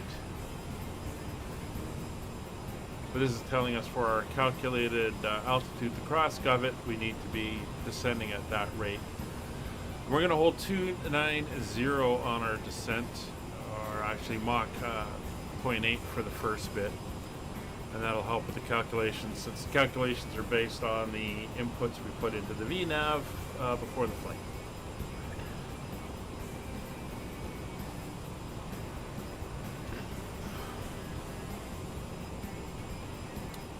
So we are pretty much here.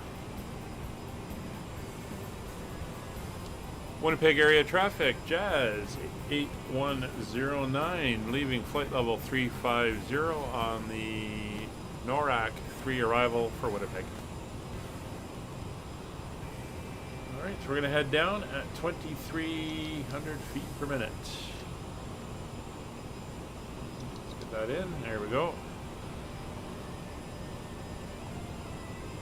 It's 24. You can see the snowflake in the bubble. I'm actually going to dial that down to 3,500 first. That will help. Now wants 26, so we'll go to 26. Hold the throttles. Keep dialing that down.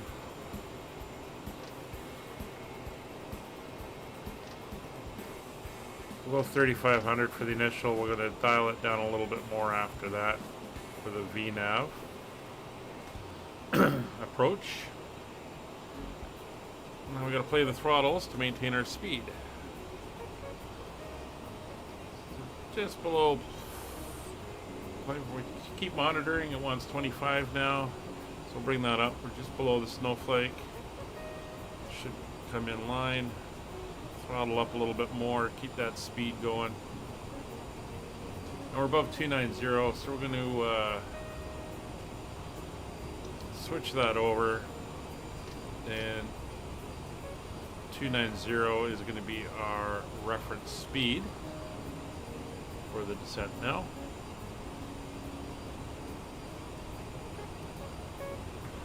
And we'll keep the speed. It is hard to keep it exact, but as long as we're within the bug, that's where I tend to run it. Oh, looks like you're angling down towards us, so I think you're probably heading into the entry point. Are you on the Novak 3 as well, Brian?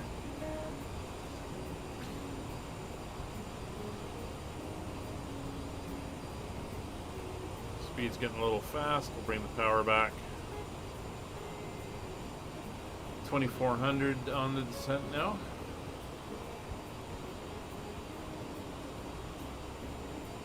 Keeping her on the snowflake. We're gonna have to input our landing data, but we'll do that once we're closer down. That way we can still use the speed bug as a reference for quite a bit longer.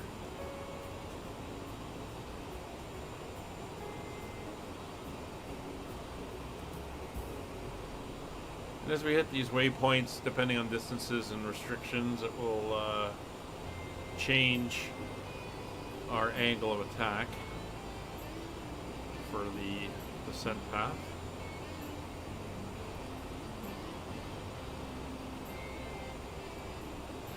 So almost 22, so we'll bring it up to 22. And we're on the snowflake again. So it gives us both the snowflake for our descent path indicator and our vertical speed, the blue dot. That's our target. Alright, well, it's 21. 21. As I said, it's going to keep adjusting. One of the big factors that'll keep changing it is the wind and how our ground speed's affected.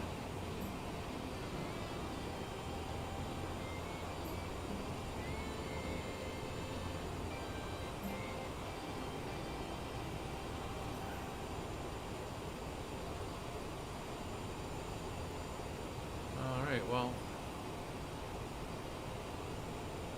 thank you to the radio for the music.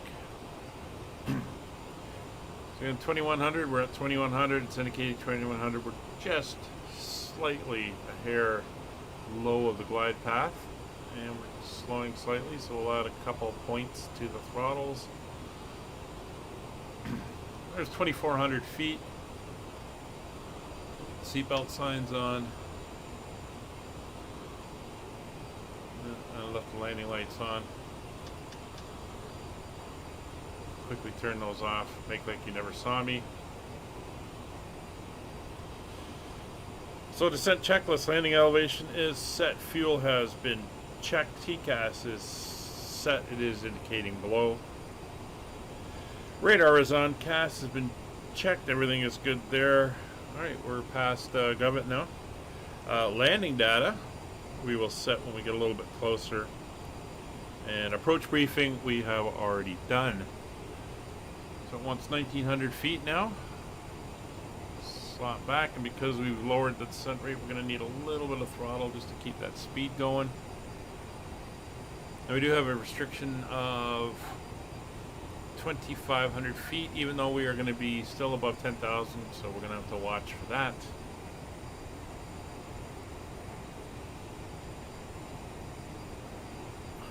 $1,800 descent rate. I'm happy the sim has been behaving very well today. Oh, there's that cloud. So maybe we will have that low visibility.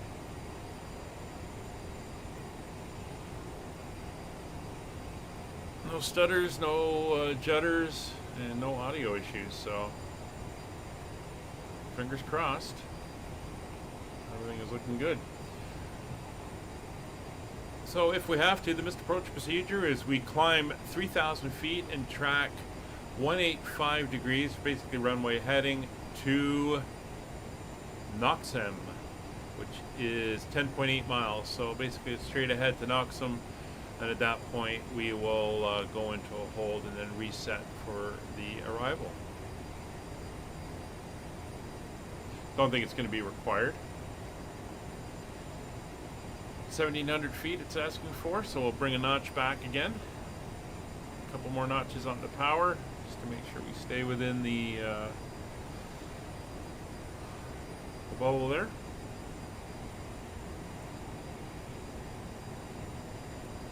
That's us through 20,000 feet.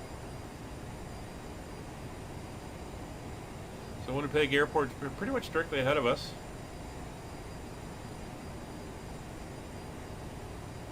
I believe that's the Red River runs through the city of Winnipeg. I know it's had flooding issues after some pretty heavy winters with a lot of snow and then a lot of rain in the spring. In fact, the military's had to go out a few times to help with major flooding issues. Of course, the flooding happens all the way down into the States through Minnesota and stuff as well, so they get flooded out in addition. So we're 15 miles, or 15 nautical miles out from NORAC, and we are 64 miles out from Winnipeg Airport itself. And I believe that's track miles, not direct miles.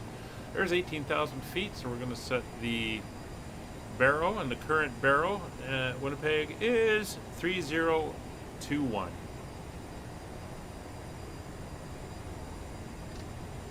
So 3021 is set. Set it into standby.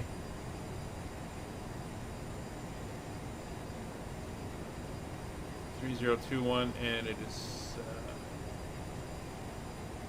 set on Roger's side as well.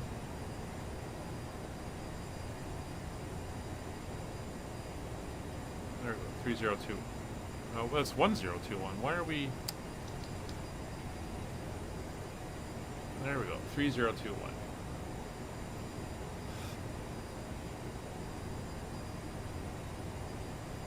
Alright, it's asking for 2200, so we'll dial in 2200. Pull the throttles.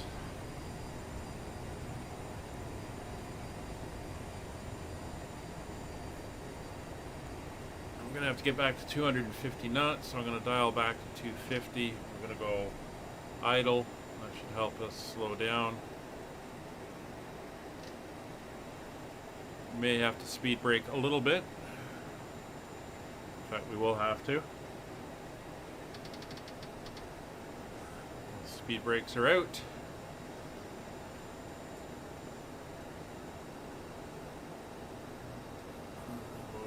Over to 20 miles now. I got 40 miles over on Roger's side, so I can see that speed's coming back.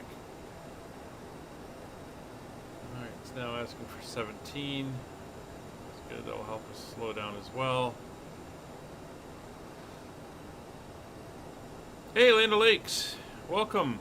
Yeah, you're just in time. We're on descent into Winnipeg.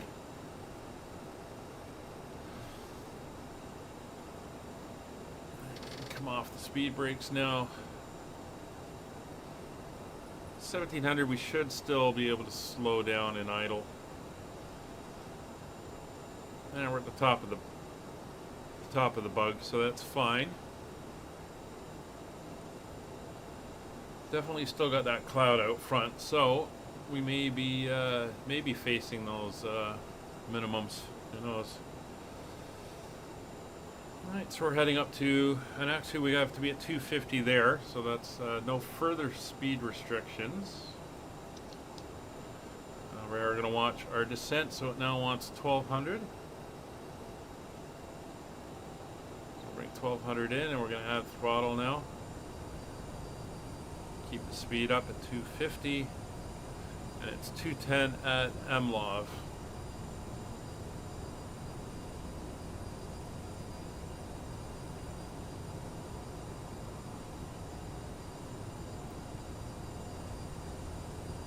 Yep. Starting to get into the eastern end of the prairies here. As you can see, very flat both directions. We've left all the lakes behind us in Western Ontario. And now we're dealing with the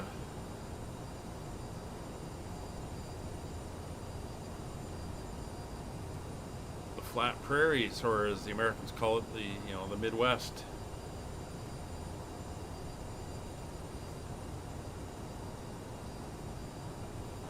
$1,200. We'll knock another 100 feet off. Keeping on that snowflake. Again, no ILS here, so we're going to be doing a RNAV. We'll have to look up how to do an RNAV in this thing. I'm sure it's possible.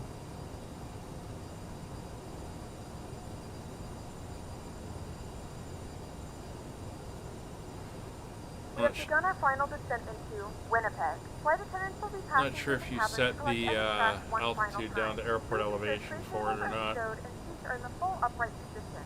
Please also store any carry-on items either in the seat back pocket or see. under the seat in front of you.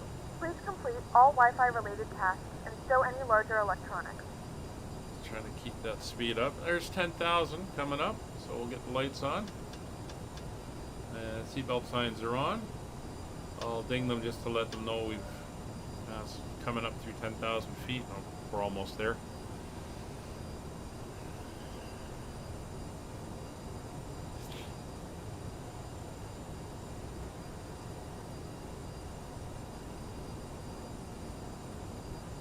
Big thing about flying the CRJ is speed control. It can easily, very quickly get away from you because there is no auto throttle. You're doing everything yourself. So the airport's pretty much directly ahead of us, although we can't see it.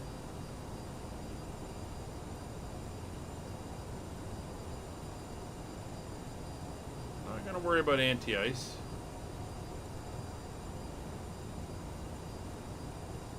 So it's starting us 7,600 feet at Anazoo. And we are on the path.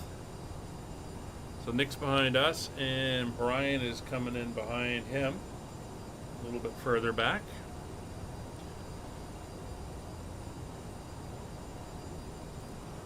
We might see the lake because we're going to turn north in a second. I'm going to bring this down to 10 miles just for my situational awareness. We should pick up the other aircraft on TCAS as well once we make the turn and come heading back towards them.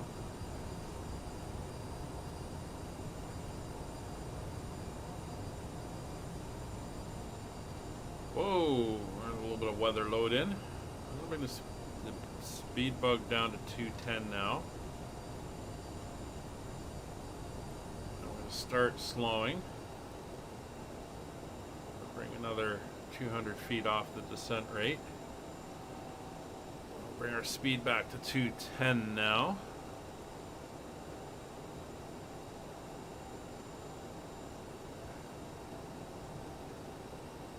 We had a max of 250 at Anazoo, but Emilov has a max of 210. So we'll bring it to 210. So we're heading over to Iprup now. It wants 1200, so we'll give it 1200. Or sorry, 1100 now. Keep slowly bringing the speed back.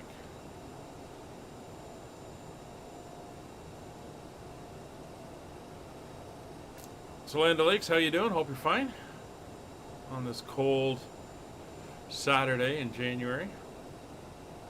Speed's 220. Got a couple miles to go. Slowly keep it easing back.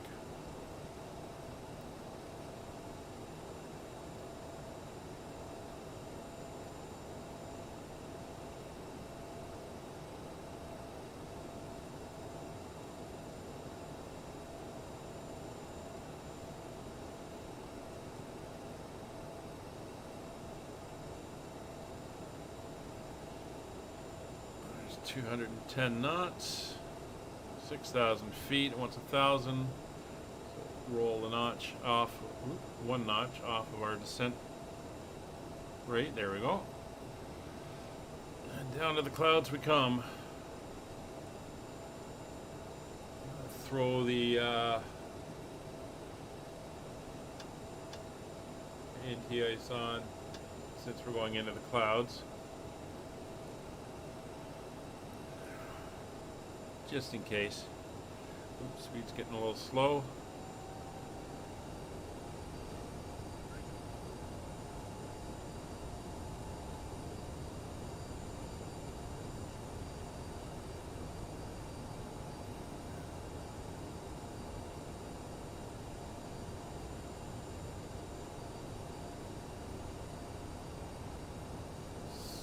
get the descent going. I know it wants 550 and 4,000, but that's fine. Oh, did it go missing? I hear a lot of stuff is going missing nowadays.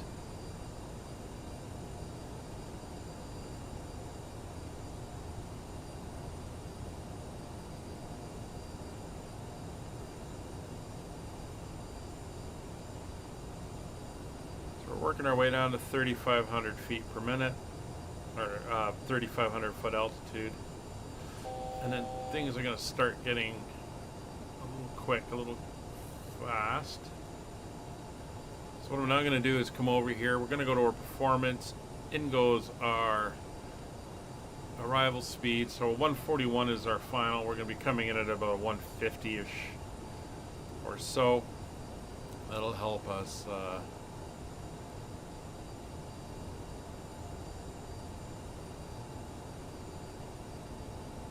With the gusting until we get closer.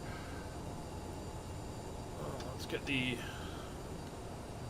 things armed. So flight attendants have been notified, passenger signs are on, thrust reversers are on, landing gear and flaps are all I have to worry about at the moment. Alright, so there's that turn. We're going to go first notch of flaps, watch the speed.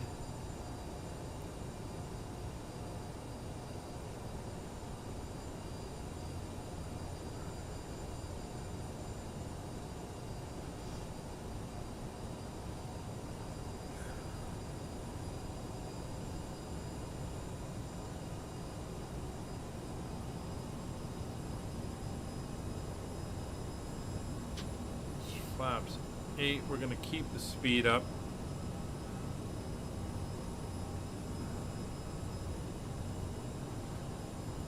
As best we can.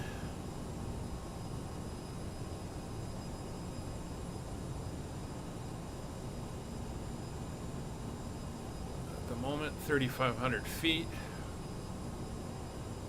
Keep it about 180.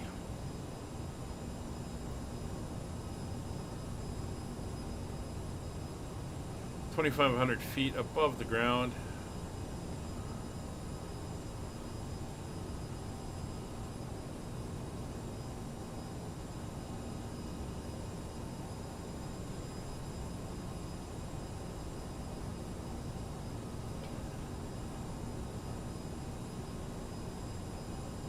Once we make that turn,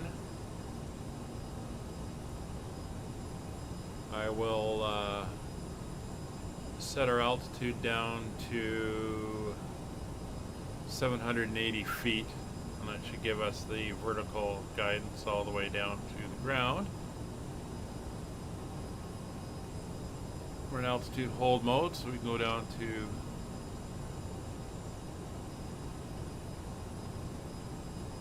call it 700 feet.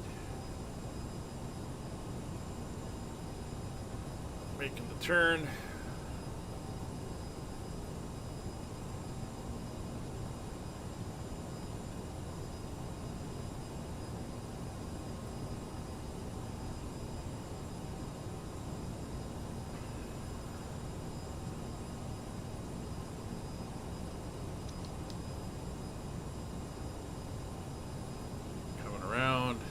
Speed's about 180, 3,500 feet. Everything is looking good.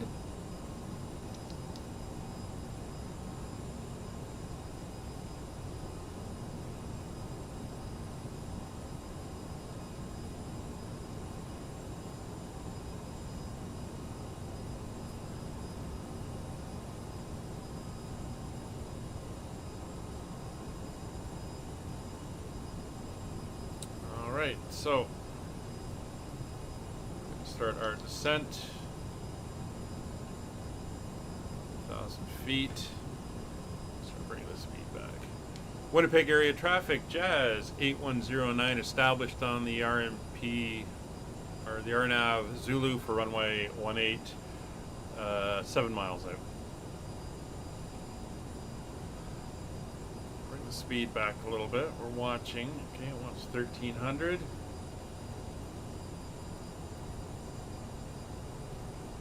Speed coming back.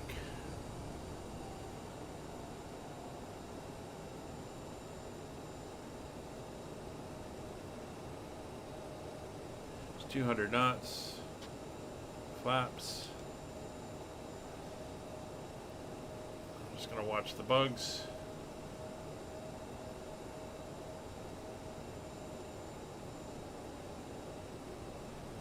Gear down.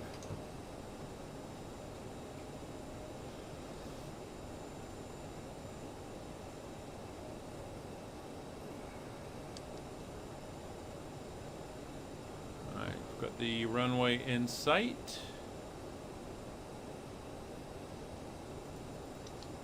1,000 to go.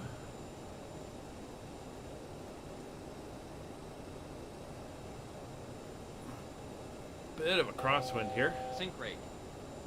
Speed's down to 180. Sync rate.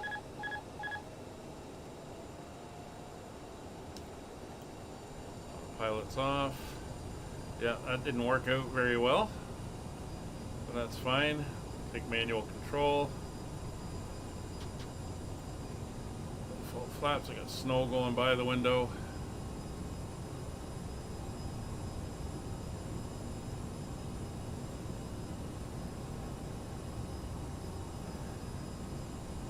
So gears down, flaps are down. Signs are on.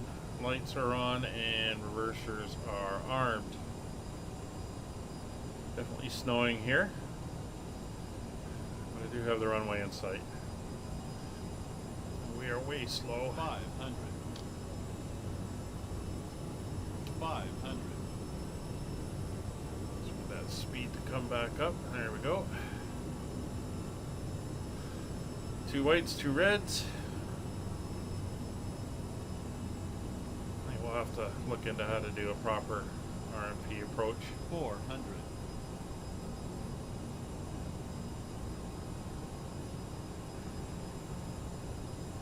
That's why I have Rex as a backup in case live weather goes wonky. 300.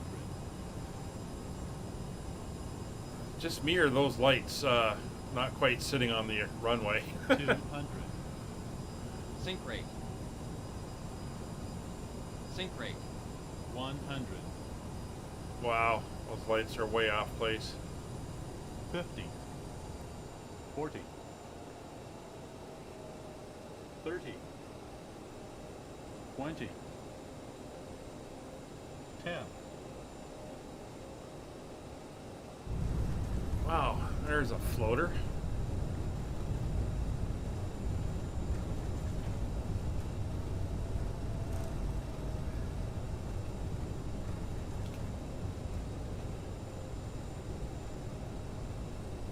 Reversers are armed. Ladies and gentlemen, welcome to Winnipeg. The local time is 10:06. Welcome to Winnipeg. That's where we're headed. About negative 13 degrees Celsius. We're going to get off at runway 31. Until the aircraft has come to a complete stop and the seatbelt sign is turned off. We rolled Remember a little to bit use far. caution when opening the overhead bins, as items may have shifted during the flight. If this is your final destination, I'm gonna we thank you for check my flying with landing us. rate there If because you're that was making a pretty connection, we encourage you to check your itinerary to pretty ensure a impressive. smooth continuation of your journey. Certainly floated a lot there at the end. It's nice though. It was a good flight, all smooth. Graphics are good. Sound is good. Winnipeg area traffic. Jazz 8190 clear runway 18. Arrival runway 18.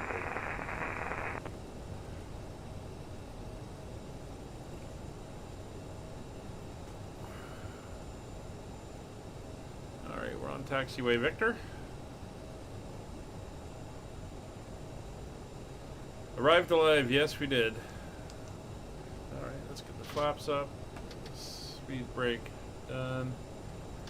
Turn off those. Turn off those. Start the APU. Transponder can come off, and weather radar can come off, and let's fire it up. That was a little hesitation there.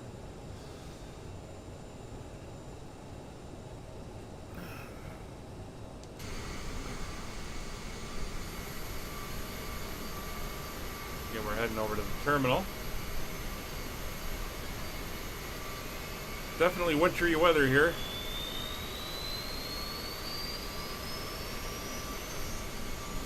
Nick should be coming in shortly. Winnipeg traffic, Jazz 464 is establishing himself on the RNP runway 18.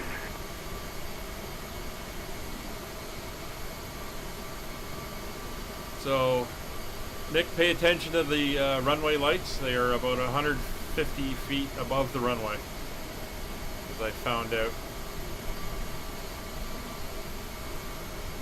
Some weird effects going on with lines here. Yeah, Canada definitely needs a bit of tender loving care from Asobo to fix these airports.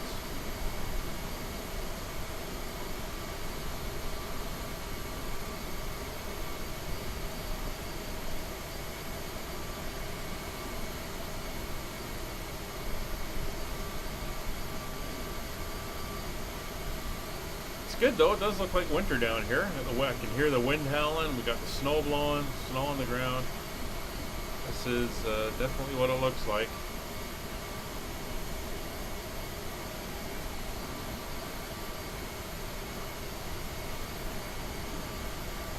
Alright, we'll take this next one here.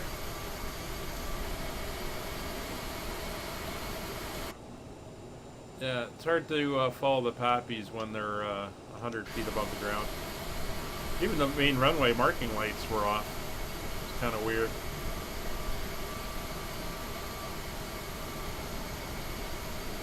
Brian's inbound in his, I think he's flying the 320. Yeah, he's flying the 320.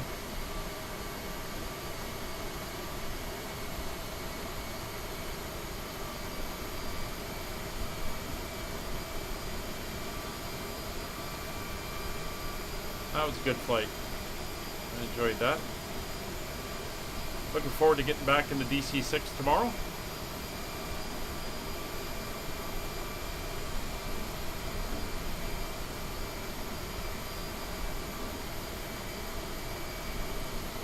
Let's see if we can get ourselves on the line here.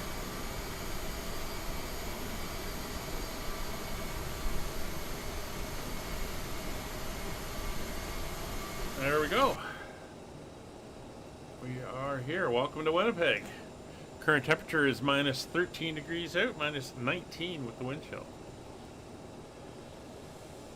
So the parking brake is set. Seatbelt signs can come off.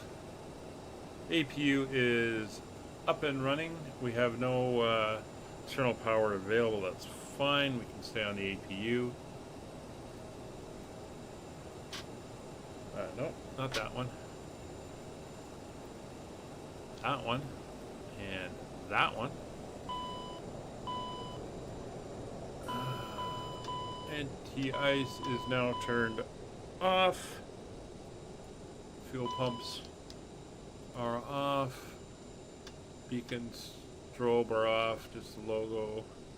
And nose wheel steering switch is off. Let me see if I can get the jetway over here.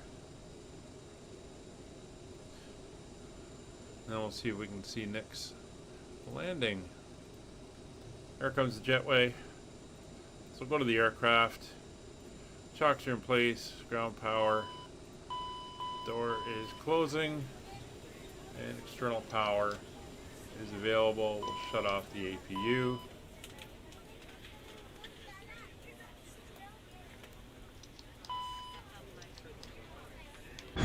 There we go.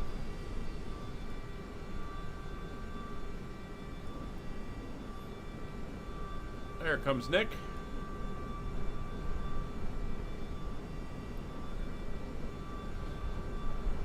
Excellent. So, tomorrow, same time, 1300 Zulu. We're back in the DC-6 doing our around the world flights. We're flying from Frankfurt down to the old airport at Istanbul, which isn't the sim. The new airport isn't. Because that's where they flew into back in the 40s and stuff. So that's where we're going to be heading. God, you can hear that wind blowing there. If you want to join us on the Discord, here is the Discord link. Be more than happy to have you join us. And you're more than welcome. After that flight, I think a nice warming drink would work very well as Nick taxis in. Air Canada 492, turn and final, runway 18. And here comes Brian. Thanks again for watching, everybody. We will see you tomorrow. If you haven't already, please consider hitting the like button, follow if you're over on Twitch, subscribe if you're on YouTube, and don't forget to join the Discord. Jazz 464 vacated by Foxtrot. Where you can get all the information on future streams, what we fly. All my flights and live streams are community flights. They are either multiplayer or on VATSim, and everyone is welcome to join in. Have a good day. We'll see you all on the next one. Bye for now.